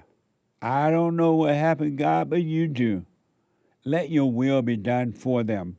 But no, you don't care about Austin Metcalf or Anthony. It's about you. You're pretending a showcase personality. Here's the last soundbite from that. Watch this from X. Karmelo! What's his name? Karmelo! What's his name? Karmelo! Those are Satan's children. What do you want us to do? Go home and what shut do up. you want us to do at this point? Go home and sit down. I'm lost for words. I don't know what to do. I got 5 boys. I don't know what. I ain't got nothing to tell them no more. You can't walk away no more. Rest in peace, Trayvon Martin. My lives don't matter. How about that? I'm saying that. Because y'all want to play these games. Y'all want to play You see these the demons? games, so I'm going to play them. White lives. How about that? Yes, we're just here with press just to record and talk to you guys and see what's going on. Okay. Okay. Go! Whoa. Where y'all white people at? If you love Austin, you would be here. I don't have an opinion. I don't. Just like Karmelo was doing. I'm glad you just said that. That's what Karmelo was doing. Protecting his Amazing. It's sad, really. Souls are lost. It's all about the 304. It's an act. And it's the proof that their parents failed them, their teachers have failed them, and they have failed themselves. They have chosen the side of evil. They have decided this is the life that they want. And there's nothing you can do about them. Don't judge them. Don't be angry at them. They can't help them. It's all an act. It's pure act. And then if in that crowd that are screaming and yelling, carrying on, let's say if one person in that crowd all of a sudden realize, you know what am I doing out here? I'm wrong. I'm going to go home and pray for both of the guys. And everyone in that bunch would turn on that one person that was with them yelling and screaming and shouting, but had a change of heart. Every one of them would turn on that one person in the crowd. The crowd would turn on you. They don't love each other either. They'll turn on you the moment you disagree or say or do something that goes against what they say and believe. They'll turn on you right then, right there. It wouldn't matter the color. It wouldn't matter the male or female. If you decide, I'm not going along with the crowd anymore, I'm going to lay my weapon down, it's over. It happens in marriages. It happens in the workforce. It happens in friendships. It happens in the government. It happens in churches. It happens everywhere. Until your heart change, you ain't no good. Duh. What the? I want you to watch this reaction from Jasmine Cricket by way of X, a so-called representative. Just imagine, I guess he must be a state representative. Is she state representative? Or federal? U.S. representative, I'm told. Yeah. Okay. This is why politicians want people fighting with one another. They want the chaos. They want the anger. They need that. And they need you to be that way. And they set up the outer environment so you would be that way, fighting one another, so you'll vote for them. They don't care about you either. It's about votes. It's about money and power. And if you notice, you cannot control a man or a woman who has overcome emotions. They're done with it. They're free thinkers. You can't control them. You gotta keep them mad. Even in a marriage, the man keep the woman angry or the woman keep the man angry, the husband, so that she can control him. As long as you're emotional, whether so-called good or bad emotions, they control you. You cannot, and this you can rely on, and never worry. You cannot control a non-free thinking male or female. It doesn't matter the race. So they look how they make the environment. Homeless people everywhere. Why do you think they want it that way? No police. Defund the police. Why do you think they're doing that? So you'll be afraid. So you can be attacked. And then they come and say, vote for me. I got you. And you vote for them and they don't care about you. And they prove it all the time. And you keep voting in the same people because you're lost and you believe their lies that they're going to make you free. Watch this from Jasmine Cricket. According to X, she stated that black women, especially those with black male children, live in daily fear. And she's right, they do have fear. But it ain't from anyone but them. It's not from anyone but themselves. Their hearts are wicked. But she said they live in daily fear and agony that the Metcalf family probably never experienced. It's all a lie, but the people out there yelling and screaming, they'll hear Jasmine say this if this is true. They're like, yeah, I vote for Jasmine. Jasmine agree with evil. Watch this from X. Black women, especially black women who have black male children, live in fear and agony every single day. A fear and agony that I promise you, the Metcalfs probably never spent a day living that way. They may have fear, but it's fear that, oh, Lord, I didn't raise my child right. I'm worried they're going to go out there in the street and do something stupid because they're angry, and they're going to get in trouble. That's the fear. It ain't no fear for anything else, that's for sure. Jasmine Cricket, what a mess. Hell is right here on earth, inside of human beings. And Cricket said the knife used to kill Metcalf was not a deadly weapon. Watch this from X. Wait a minute, was it a switch? I don't know what he had. It was like it seemed like it was a multi-tool, almost like a Swiss Army. Like with like with the little scissors and everything and whatever. So it was small. It's all like hate knife. Well, I would have argued the size of it alone, you wouldn't even think it's a deadly weapon. And that's forgot he had the bag. If it was one of the little, like I don't know. That's insane. If it wasn't not a deadly weapon, why is he dead? If he was stabbed with a knife, what the? This is what evil look like. This is inside of human beings' hearts. There's no love. This is evil, folks. And white people worry about their children too if they have not raised them right. With love. Raised right meaning with love. That's why they worry. And the person doing the worry is of their father, the devil. Worry is not of God. It presents itself as light, but it's hate, it's darkness. A knife can be used to kill. And they're pretending that what they believe is true. They know that's not true. They're making up excuses. That's all they're doing. Because they want to keep the warfare going between blacks and whites.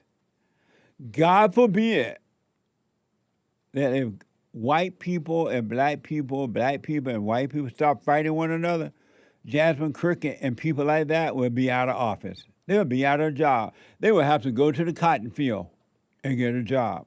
Why don't you lay your weapon down as an individual? Lay your hatred down and live your life and come out of hell and stop fighting with these people. It's a waste of time. Jasmine Cricket, last soundbite from Jasmine Cricket, I believe. Let's see here. Yeah. Jasmine Cricket, a so-called Democrat, suggested that she also would have stabbed Austin Metcalf. What the? Watch this from X. If a 300-pound man is beating me, like on top of me and beating me down, I'm not limited to fist. You know, I would argue that even the only time we go into things like people's hands being considered deadly weapons is typically like if they're a professional boxer or that kind of stuff. But I think by the time you start getting to like football player, good argument. Good freaking argument. We're not talking about like the golfers. We're talking about football players, right? Like this is what they are trained to do, is to inflict like serious physical contact. This is so evil that it's almost sad. This is pure evil. In the United States of America, a Judeo-Christian nation. This is evil. Now do you see that our battle is a spiritual battle? We wrestle not against flesh and blood, but against spirits. and principalities and wickedness. This is wicked. And I will highly do what y'all want. Really, you have a right to be wrong. You have a right to be evil. You have a right to hate yourself and your fellow man, because when you hate your fellow man, you hate yourself. But I would recommend black people stop listening to this mess, because it's not going to end until you stop listening to it. Jasmine Cricket is about Jasmine Cricket only. She doesn't care about Anthony or Metcalf, and she's using you for vote only. That's the only purpose that you have for her. That she doesn't care about you. Human beings don't love one another. What a mess, huh? And it's going to get worse. But it doesn't have to be worse for you, the individual, the one that has returned to the Father and became one. Not divided, but one. Not divided, but whole. A whole one. You'll be fine. In spite of the hell that's inside of other people, it won't touch you, because you will be protected by the spirit of love. And they'll try to hurt you, because evil people go after other people because they're miserable. And so it's like they can't be satisfied being miserable alone. They got to roam the earth to see who they can hate and attack. But if you're of love, don't hate them back. Don't judge them. Forgive them. They can't touch you. What a mess! It's a spiritual battle. No such thing as racism and all these types of isms. Those are made up words to deceive you. And you got to overcome words if you want to be free, because you will be controlled by words if you're not free. I want to show you just another quick videos of the upon white America, and not even their white government will protect them, because the white government are like the black government. They just want in. They want power and wealth, perceived power, but they want power, and they don't care about the white people. They know you're under genocide, and when you do stand up, even the white government call you racist. Some of you heard about this trial that happened in Texas with a black guy by the name of Karmelo Anthony, who was, according to a report, accused of murdering a white guy. Well, he got 35 years sentence now, and it's crazy now. And also, it was being said at one point that the jury were all white jury in Texas with this Anthony guy. But now it's being reported it wasn't all white. It was mixed with Mexican and other races and white people. It's just that they threw the black people off because, according to the report, the black people were saying that they can't convict a bro. They can't, according to the report, I didn't hear, but they said they can't convict a bro. I feel like my child. And so they took the blacks off that said those kind of things. Because when you go to become a juror, they ask you all kind of questions about, do you support this and support that, blah, blah, blah, right? And according to the report, the blacks were saying they can't, that's a brother. That's like my child. But, so they ended up, but the jury, according to the report, were not all white. But yet, the black people are still, according to this report, attacking the family of Metcalf. This video shows people confronting and taunting Metcalf's family in the courthouse parking lot. Watch this from X.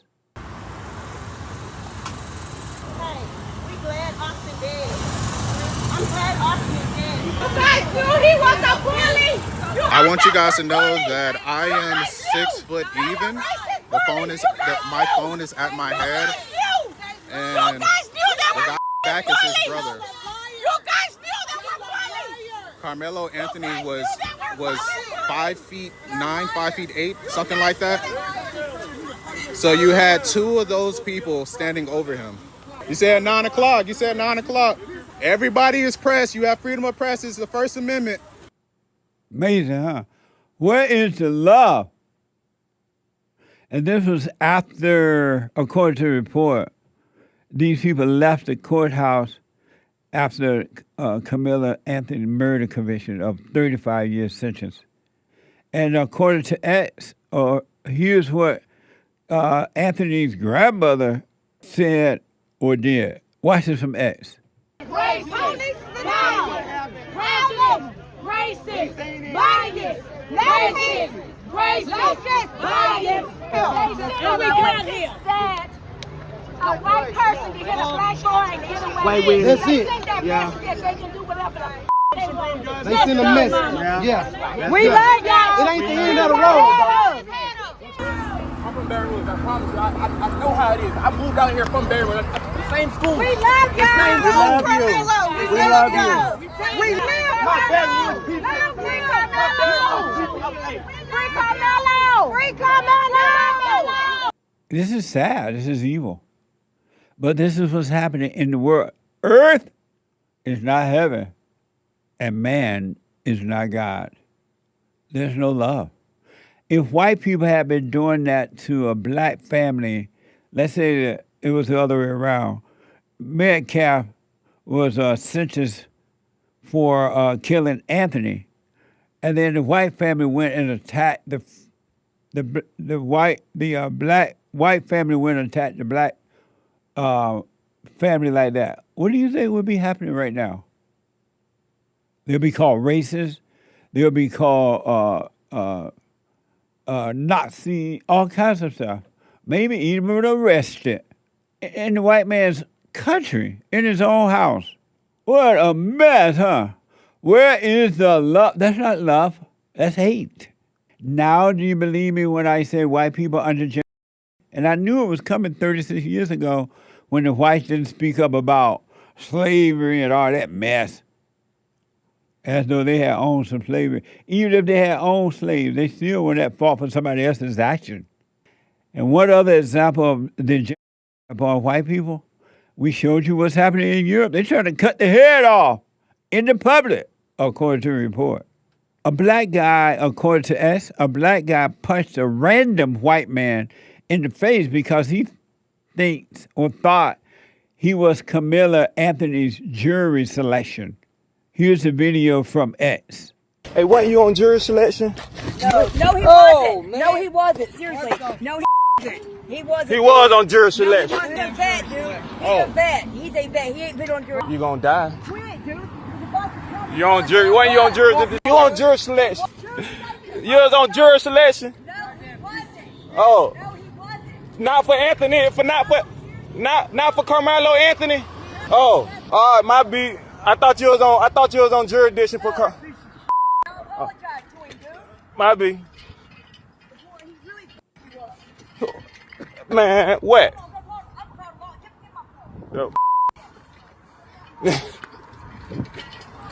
That's amazing to me. The Anthony family yelling they are glad Metcalf is dead. They yelled that to the Metcalf family. This guy, according to this report, and we had an image of the black, there go the black guy, according to X, that is the one that went up and smacked the white man because he thought that that this white man was on the jury. As though if he was. But this is what can happen to white people now. Nobody cares. Even their own white government will not protect them in their own white country. I am 100% sure now, and without a doubt, integration does not work, and especially forced integration. It does not work. I want to show you this post from 1995 from the ex of the Oprah Winfrey Show, and this was during O.J. Simpson's trial, and O.J. was found not guilty, and the black audience cheered it on, yes! And the white audience was like, what are y'all cheering on? Watch this from X. Case number BA097211. We, the jury, in the above entitled action, find the defendant Orenthal James Simpson not guilty of the crime of murder in violation of Penal Code Section 187A, a felony upon Nicole Brown Simpson, a human being, as charged in count 1 of the information.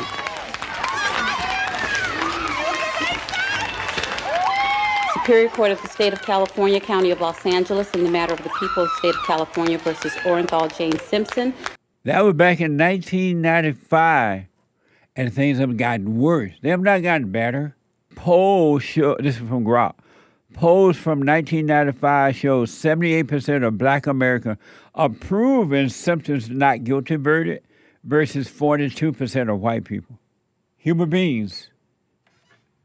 God did not create you to be divided like this. We are supposed to be one. Didn't we come from the same creator? Who put you on earth? Where did you come from? Who put you on earth? And what has happened that you hate one another so much? What happened? Think about it. Who put you on earth? Who put you here? Where'd you come from? You came from the same God, the same energy, the same creator. Everybody came from the same God. What happened when he dropped you off on this earth that made you hate one another so much? He told you not to hate. He said to love one another, to love your enemy, and to love God. He didn't tell, who's telling you to hate like this? He even said, do not rejoice in the time of trouble. In the time of misery for others. You're supposed to pray for them, not rejoice for them. We're all one. But in your fallen state, your mind, your anger, you think we're separated, and we're not. That's why Christ said, what you do to the least of them, you're doing it to me. You're doing it to yourself, and you're doing it to God. I never ever imagined growing up, not for 1 second, growing up on a plantation in Alabama. I never imagined that the blacks and the whites and the race people would be this divided with so much hatred. It didn't seem that it was possible, but it is. And it's going to get worse. Do you have a life? The way you asked me that, I feel like maybe I don't.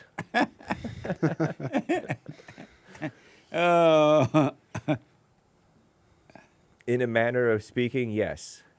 You do, and what is your life? I get up, I go to work. I have weekends. I go to church. And I get a little exercise. I get some quiet time sometimes. And sometimes I rest. Sound like God. Wow. Hey. I'm flattered.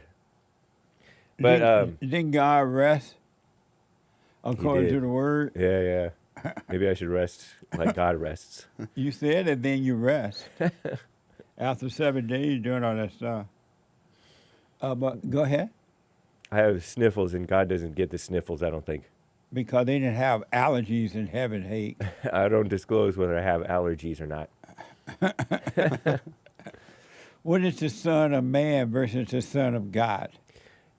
I don't know, but I've always been interested in why he calls himself that. Jesus calls himself the Son of Man, or called himself the Son of Man. And they say that that's from the prophet Isaiah, and it was a reference to this guy who would be like the Messiah or something. But didn't he have a daddy named Joseph or something? He did? So that's I don't know if that was by blood. That's what he meant by that's his son, his daddy. Yeah. The Son of Man sounds like another man, right? Right. But it was just like a special Son of Man that was prophesied about. Pardon me for entering the sentence with a preposition. But he said the Son of Man don't have anywhere to lay his head. Right. We talk about, but here I am, Joseph's daddy's son, and I don't have anywhere to sleep. I need Carrie Bass. Well, he wasn't begging. He was just saying, because somebody was like, I'll follow you anywhere.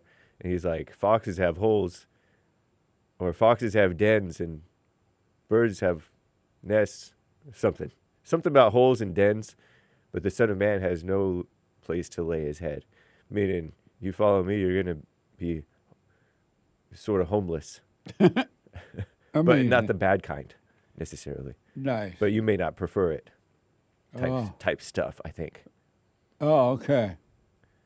But he had a life, seemingly, and still does, right? I believe. Who, Joseph? No, the Son of Man, Jesus. Oh. Joseph, too, probably. He's probably all right. You think? I think he was a righteous man. Where is he? Where is Joseph now? In heaven, I believe. I rest my case. Anchor Baby, do you have a life? I think so. And what is your life? You're not sure you have a life? What do you mean I think so? Because you had simply asked me, but just on the mere question. I call it a similar reaction. Why that cause of reaction? Just haven't even questioned it. And maybe because I also have maybe questioned it before, or like wondered what am I doing on a very basic level, or just pondered like why this or that about my life. And so you do have a life? I think so. Because it's like similar to James. I get up, I do this and that. And what's your life? I think I'm maybe leaving out all my thinking too. That's another side, but like it's similar to James. I get up, I do this and that. What do you say about your thinking? And I'm also saying part of that getting up and doing this and that, like James was saying, maybe you can add to that all my thinking too. So thinking about life.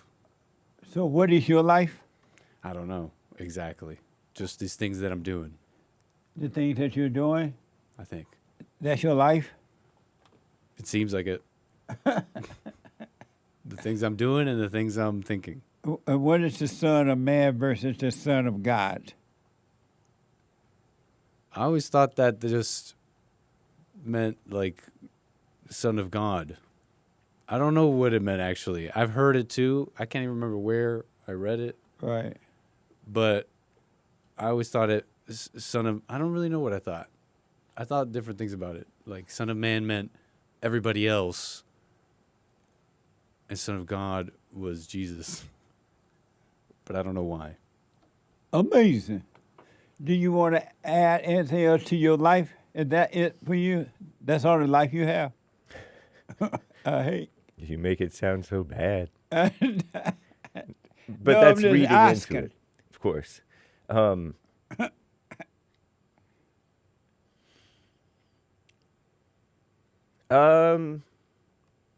know, there's different ways where, like, I could say this is not life, at least not good life. Like, this is life headed for trouble type thing. This is your life is? In a manner of speaking, yeah. Your life is headed for trouble? Yeah. And what do you mean? And let's say if it's not a balanced life, you don't get enough rest or whatever.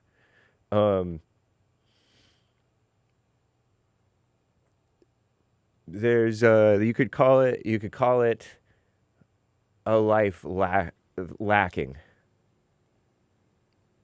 Your life is lacking? Yeah. What is it lacking? It's lacking fuller life. And what's a fuller life?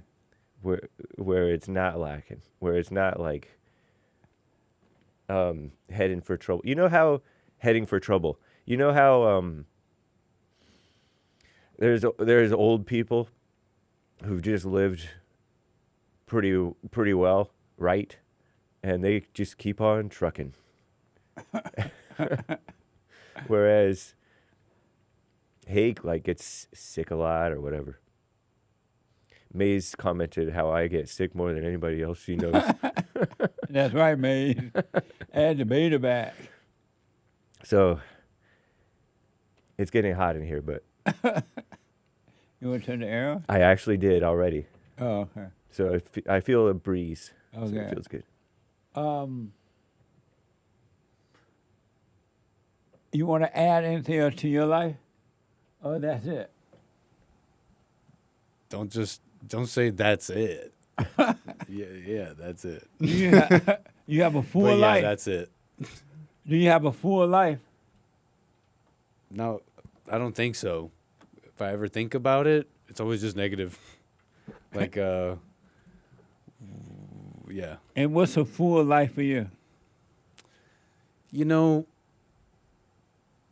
I'm not sure. It's just this inkling over time that things should be a certain way. You hear about a certain life, you hear about a certain way, and upon examination, you see maybe telltale signs that something like that, something to that effect. Oh, okay. I want to show you this really fast. Some of you may have heard about this, that there was a burning cross in downtown Chi-Town, better known as Chicago. A burning cross in Chicago, and supposedly it sparked fear. ABC 7 video captured a burning cross in downtown Chicago, Grant Park, on Tuesday afternoon. And this woman said that she and her daughter, they say mother, she and her daughter driving by the video burning, and they couldn't believe their eyes. Watch this from CBS Chicago. We know Chicago police spent about 3 hours investigating this cross burning earlier tonight.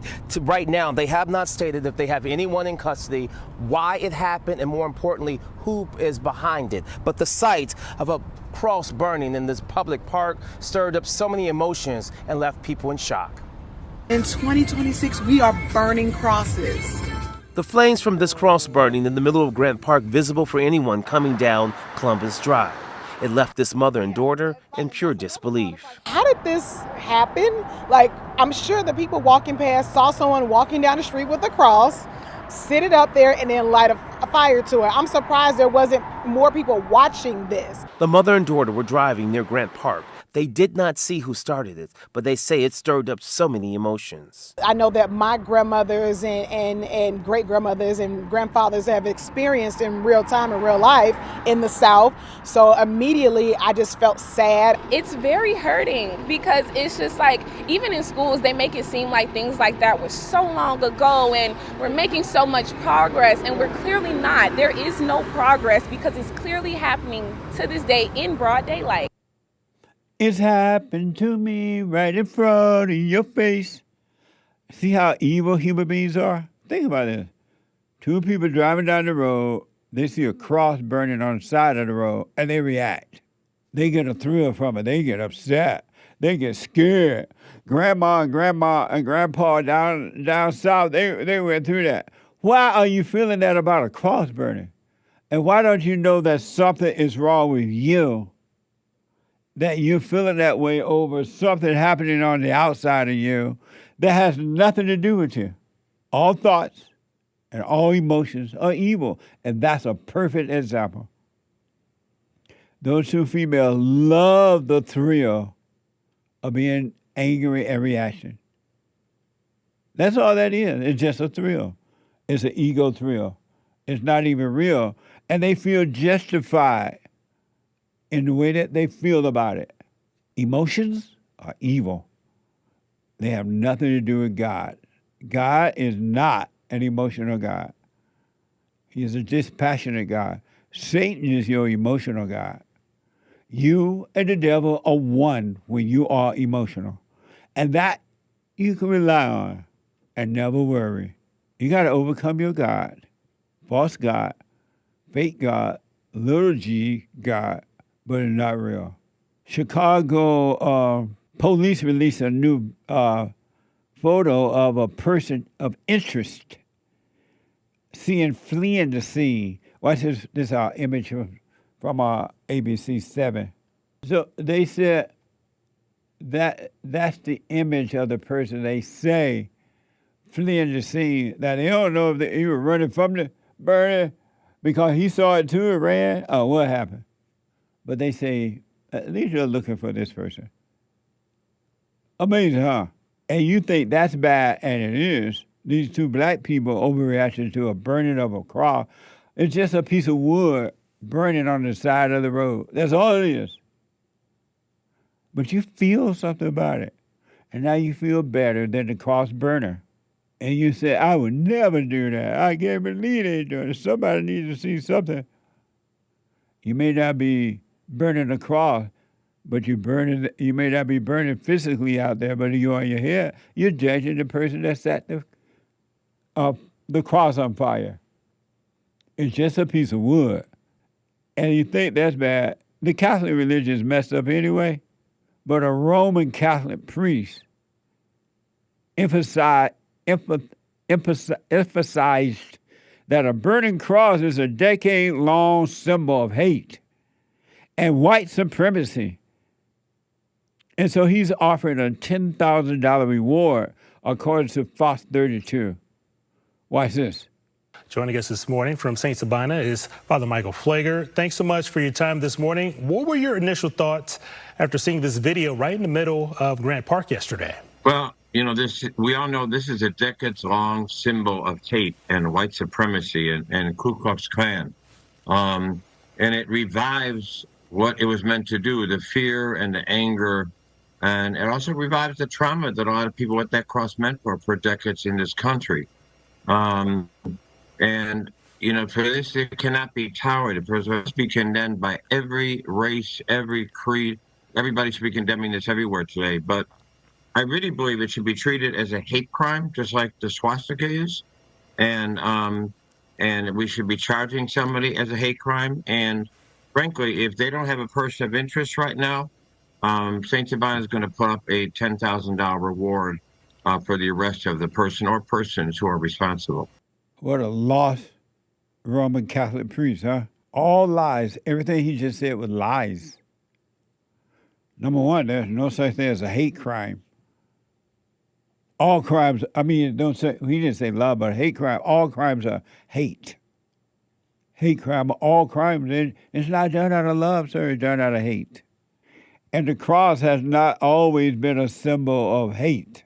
If this priest had any sense, he would be telling, why are these people reacting to a burning cross? It's not happening to you. It's happening to the wood and the tree that it's sitting up against. Why are you overreacting to the world? And when will you overcome the world? When will you overcome the world? Be in it, but not of it. So you can stop getting thrills with your emotion from hurting yourself and other people. What a lost Catholic priest. That's why I suggest do what you want to the Catholic people, Orthodox people, and all these different religions. You need to be going right to God, right to some person. You can go to the Father on your own. You don't need to go through anyone. But no, you would rather trust an outer source than the inner source. The Catholic priest says this incident should be met with a very strong response. See how he's encouraging evil? Watch this from Fox 32. And seeing images like this does instill fear in probably some of our viewers this morning. What's your message to them when they see something like this that obviously has some kind of racial undertones to it?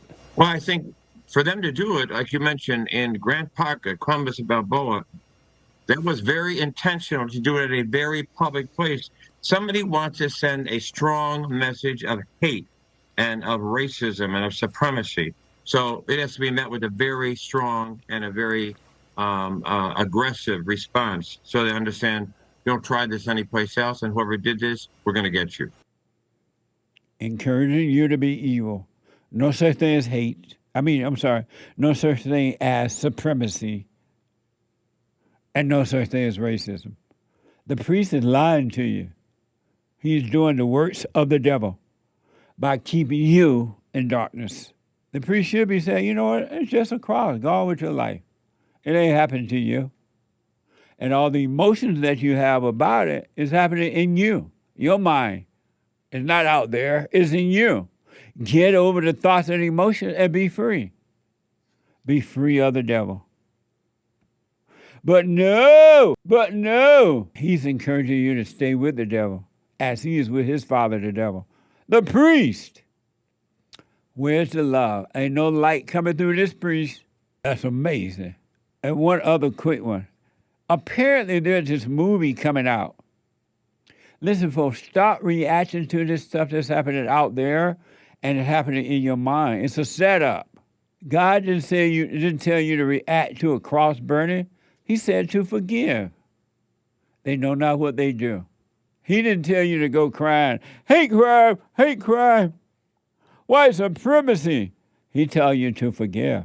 You were created to love your enemy and to love God with all your heart, soul, and might. If you don't have love, then you and God are not one. You and Satan are one. And that you can bank on. What a mess, huh? Let me go to Darryl out in New York. Hey, Darryl, you are on the air. Hey, how you doing, Jesse? All is well, Darryl. Yeah, that was a nice equality about hate crimes. I like that. Right on. Amazing. Yeah, even though it didn't make no sense. But before we go get what didn't make sense? No, let's skip that. No, what didn't make sense? What didn't make sense about the hate crime? Yeah. You said all crimes are hate. You said all crimes are hate crimes. Yes. So if I jaywalk across the street, is that a hate crime? Who did I hate? All crimes. You think they're love crimes? But if I walked across the street in a city that says no jaywalking, and I walk in the middle of the intersection, I walked across, who did I hate? You're breaking the law. That's not a crime. You're just breaking the law. But Darryl, is there such a thing as a love crime? No, but you're trying to jump over the subject. You no, said all. Darryl. No, you said Darryl. The word. Darryl, I'm gonna ask you one more time. Hey, go ahead, Justin. Walking across the street, the light is breaking the law. A crime is when you hurt someone. No. Or when you steal something. Is there such a thing as love crime there? Jesse, can we get the definition? Is there such a thing as a love crime?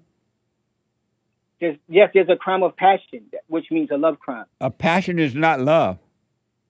Jesse, can we get to the topic? Because you're trying to twist words. You're not making any sense. Is passion love? When a passion crime happened, that's between lovers. A lover's quarrel. So that's a passion love. That's a love quarrel. Like if you walk in your house and you see a woman, your wife having sex with another man, that's a crime of passion. Is passion love? Forget it, Jesse. You don't know definitions. It's a waste of time talking about that. Is passion love? Jesse, you don't know the meaning of words sometimes. That's what I'm asking you. Darryl. I gave you an example. Is passion love? Whatever you want to call it, because it's your imagination, it's your mind. Whatever you want to call it. Darryl, is passion love? It's whatever you want to say it is, Jesse. I don't know what to tell you. Do you call passion love? We're talking about the definition of crimes. Do you call passion love? I don't know what happened with your brain. Honestly, I don't know. Because we're talking about crime, and you're jumping over it. You're trying to separate the word passion from crime, Jesse. You cannot do that. You have to even when you walk across the light and you're doing that in an unconscious state, and you're still in a hateful state when you're unconscious. I got you, but that's not what I told about. Answer this question for me. Then I want you to get to what you call about. But let me ask, is passion love? We're talking about crime and passion. So we have to put those words together. You cannot separate the two. We're talking about a passion of crime. The same way I hate crime. But you cannot separate them and try to just take the word passion and make it love. So is a passion and crime a love crime or a hate crime? Yes, it's a love crime. And so are you calling passion love? Forget it, Jesse, because you don't know the word. You don't. Just give me a yes or no to that. That's all. Are you calling passion love? Passion itself is not something of love. But when you put the word... It's a hate crime then. It's not a hate crime. Forget it. You don't understand words. So it doesn't make no sense. You don't understand. I don't know. You dropped out of fourth grade or something. But anyway, let's talk about. No, I finished high school, man. I'm sure you didn't. But anyway, Go ahead. Go ahead, there. So we're talking about Karmelo Anthony, right? You had a lot to say about that. But By you didn't have a lot to Anthony? say. Yeah, Karmelo Anthony. Okay, go ahead. All right. So we're talking about Karmelo Anthony, right? When a cat is stuck in a tree and white people go all crazy and feel fuzzy inside and call the fire department, is that all ego? You said when a cat is in a tree? Like when a cat is stuck in a tree and you know how white people go all crazy inside and get fuzzy and they call the fire department and police. Is that ego or do they really care about the cat? I don't know if I've seen anybody call the police for a cat, but if they overreact to answer your question, if they overreact to the cat in the tree, that is ego. Okay. So when a dog is hungry... Darryl, can you hold on for me? Oh, go ahead. Yeah, hold on. Let me take a break. Let me go quickly back to New York and talk to Darryl about Karmelo Anthony's situation. Darryl, go ahead. Yeah, so what I'm trying to get to the bottom line is, you know how white people feel all fuzzy inside when a cat's stuck in a tree or a dog is hungry, they bring him inside, they feed him, they see a dog starving, right? There's so much care about animals, right? You know this is a real thing. They get all fuzzy inside. They see a whale come to shore. It makes news. They bring all the helicopters, ABC News, every kind of news come out. And they want to say, let's free the whale. Let's put the whale back in the ocean, right? You know that kind of stuff, right, Jesse? I know what you're talking about. Yes, go ahead. Oh, okay. So what I'm trying to say is, if a human being is caught in a rainstorm and goes under a tent for shelter, what in the kindness of your heart say, let this man sit under a tent? It's a storm, right? We care about the animals, but a human being under a tent, two big old brothers and their friends come to tell him he must get from under this tent and get physical with him. We're all human. It's raining. He didn't come in your house. We're outside at an event. Wouldn't the kindness of your heart say, hey, just come hang with us until the rain stops and you go your way? No, they come threatening him to fight him. They put their hands on him. And he defended himself. Those guys weigh over 100. They like 50 to 80 pounds heavier than this guy. He's a small little twerp. He pulled out a legal knife, a pocket knife. That's legal. And he defended himself. And now he's going to jail for 35 years for defending himself, standing his ground in a stand your ground state. You don't see nothing wrong with that. How do you know it went the way you're saying that it went? Because witnesses there said it. And when the report came out that the knife that he was holding was not illegal, that says it all. It's a pocket knife, something that your dad would give to you as a kid. A pocket knife. And what made you think that Karmelo was friendly? If he was friendly or not friendly, he's sitting under a tent to escape the rain. He didn't come in their house. He's at an outside event and it's raining. It's a storm. Keep the facts back. And keep the facts back. He didn't come there. What made you think that he was friendly? He did not come there for the twin brothers, so he didn't know them. So he's just trying to avoid the rain. But what made you think he was friendly?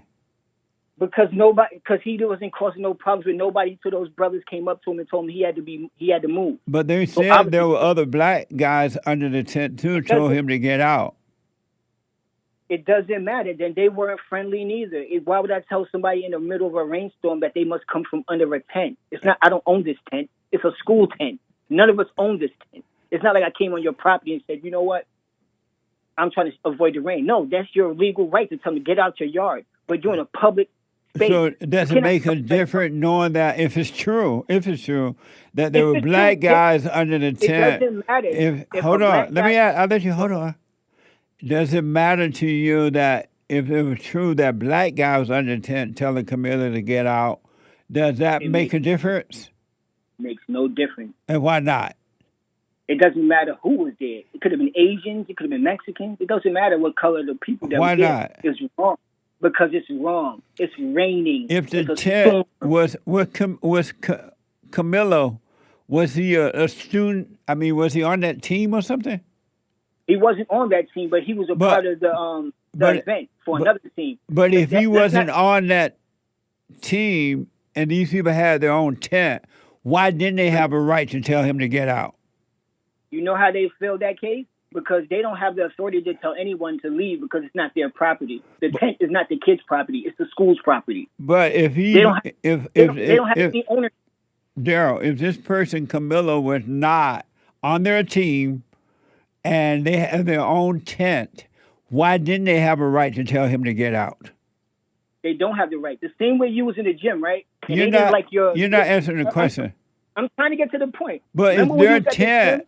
they are under in the tent, and it's But their they don't- tent because they're occupying the tent at the time. Jesse, Why they don't didn't own they? it. Why didn't they have a right to tell him to get out? You're not answering that. You cannot tell someone to move from a place If that he- you do not own. But they You don't own did. it. You can't When tell- if they were in the tent, they owned the tent. No, you act like it's something that's confined. It's a tent. Anybody can just walk in Daryl. out of a tent. Darryl. I know what you're trying to do. You're trying to get away from the point. No, I'm asking you if they owned. I'm staying on the point. If you said 'Cause they it do wasn't not their, own it. did you say it wasn't their tent, right? It's not their tent. It's But the they school's under, tent. but they are under the tent. They're occupying the tent, right? And no, because they wasn't there. Oh, they It's, were not under the tent. Carmelo Anthony was under the tent. It Those wasn't guys their walked tent. Those guys walked over when they seen Carmelo Anthony under the tent and told him he had to leave. So they wasn't actually. Where you get under that the from? He was there because that's the statement. They showed the video, and then all the people that saw the video said, "This is what I heard." And so Carmelo let's Anthony say was that happened. Why didn't Karmelo leave? It's a rainstorm, and they don't have the authority to tell anyone to move because they are students themselves. A student cannot tell another student where he can and cannot be. Yes, That's you common can. sense. If you own the No, tent. you cannot. When we No, you ran cannot. track, when I ran track, Darryl, and we had the tent because of the rain, we didn't let anyone in. We let the people in that we wanted to be a part of it. But technically, you're wrong because you don't own the tent. It's the school's tent. If you're under the tent, you own the tent. Let's say that you did. Let's say you're under the tent. Hold on. Let's say that you're under the tent. The school owned the tent, but you destroy that tent. Would you have to pay for that tent? If who destroys it? If the people that's under the tent, if they destroy the tent, would they have to pay for that tent? Most likely, no. The school would pay for the tent. I never seen an incident where the kids are liable for a tent. If they The school would pay destroy for it, their parents got to pay for it. That's state money. Nobody cares about. The kids rip up books every day in school. The school pays for it. Their parents don't pay for the book. So why was Karmelo trying to feel accepted by the whites? That's why he went under the white people tent.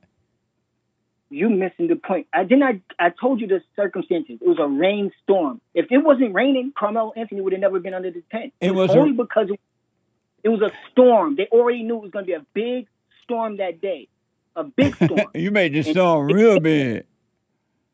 Well, it was big enough for people to run and go under 10. That's what people normally do when it's a big rainstorm. Was You try to run for shelter. Karmelo right in stabbing the white guy, Mary Claire? Was Karmelo right in stabbing him? You're trying to jump over a point. And No. There was a question. Was Karmelo right? Let's say, for compensation purposes, let's say you're right in all that you're saying, right?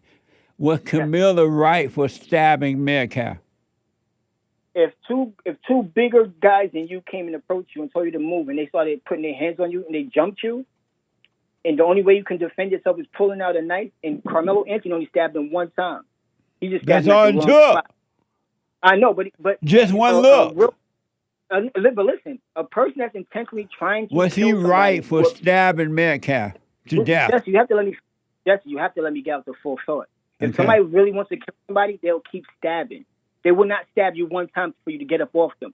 A murderer is going to keep stabbing you. That shows that you was intentionally trying to kill somebody. If you are attacking me and I just poke you one time, that's to say, get off me. That's like somebody come in your house and rob your house and you have a shotgun. The first bullet is a buckshot. You buck it, and if they keep trying to attack you, then you because of time, Darryl, was he right for stabbing and killing, according to the report? Yes. Killing, The he was same right. The same way you said. You saying yes, he was right? The same way Trayvon Martin died, and that guy's innocent, and you praise him for doing what he had to do in that situation. Why is Karmelo Anthony not given the same opportunity? Darryl. Yes, I'm listening to you. So you're saying? Yes, he was right. Yes, in self-defense, yes, he's right. He's right to kill somebody.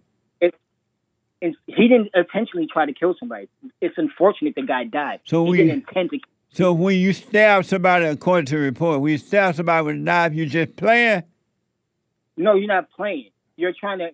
If somebody comes and attack you, Jesse, you have a gun on you. Are you going to defend yourself, or are you just going to let them beat you up? You're going to defend. But this boy been accused of going under their tent. But let me ask you something. Hold on a minute. According to AI, there were other tents. Although Karmelo's school didn't bring a tent, the rain was described as a light shower or sprinkle. So why are you calling it a big old rain? That's not act like it was a Texas storm. It's not true what you're saying. That's what AI said. AI is not perfect. AI is just AI. It just goes with what it picks up on Google. The first thing. So AI said the rain was described as a light shower or sprinkle, and also there were other tents as well. Why did he go under one of the other tents? So you're going to believe AI over witnesses to the? Are you saying there were no other tents? There was other tents, but if I ran... hold on. Stay with me. Wait. Just so I can understand. I'm trying to understand, really. Then I'm going to have to run because of time. Are you saying there were other tents? There were other tents. But so why did he go under one of those? Because he ran to the closest tent that was near him to get under for shelter, Jesse. How do you know that? Because that's what was described in the situation. There is video evidence of what happened. It's funny that they don't want to. It's funny that they don't want to release it to the public because it would be a major outrage. It's also said that there were other athletes who stayed on the field or found shelter. Everybody didn't run on a tent because the rain wasn't that bad. Why are you making the rain seem like it was storming? That's a lie, Jesse. You're trying to add. No, I'm telling you what AI said. Trying to add stuff that was because you. No, I'm telling you, AI said that other athletes stayed on the field or found other shelter. Jesse, I'm only going with witness accounts. I can't go by what AI said. But AI said AI said the Trump election was rigged. Do I have to believe that? No, it's AI. They believe everything. Do you believe that? Right. I don't believe any of that crap. You don't believe what? Well, though I'm being told that those were witness account. What AI said. No. Oh, NBC said it. How about NBC and CBS? Jesse. Were NBC and CBS lying about that? Jesse, I'm gonna show you. No. Answer that question first. Was CBS and NBC lying that there were other tents and the light and the rain wasn't that bad? Were they lying too? It was a bad rainstorm that day. No. I'm asking you. ABC didn't say that, Jesse. ABC and CBS, that the witnesses said those things that I just told you. Were the witnesses lying? That's a lie, Jesse, because I've seen the actual witness statements of. So CBS is lying about the witnesses? But you can hit back there can look at live statements. Were the witness lying too? Jesse, all right, Jesse, I don't know, man. You gotta get bro. Yeah, I gotta go. Thank you, buddy. I appreciate that. What the? Amazing. And don't forget to like, follow, tweet, subscribe, and share the Jesse Peterson Radio Show, folks. We really appreciate it. We are at war. It is a spiritual battle for the soul of America. And it's going to take all of us to do it.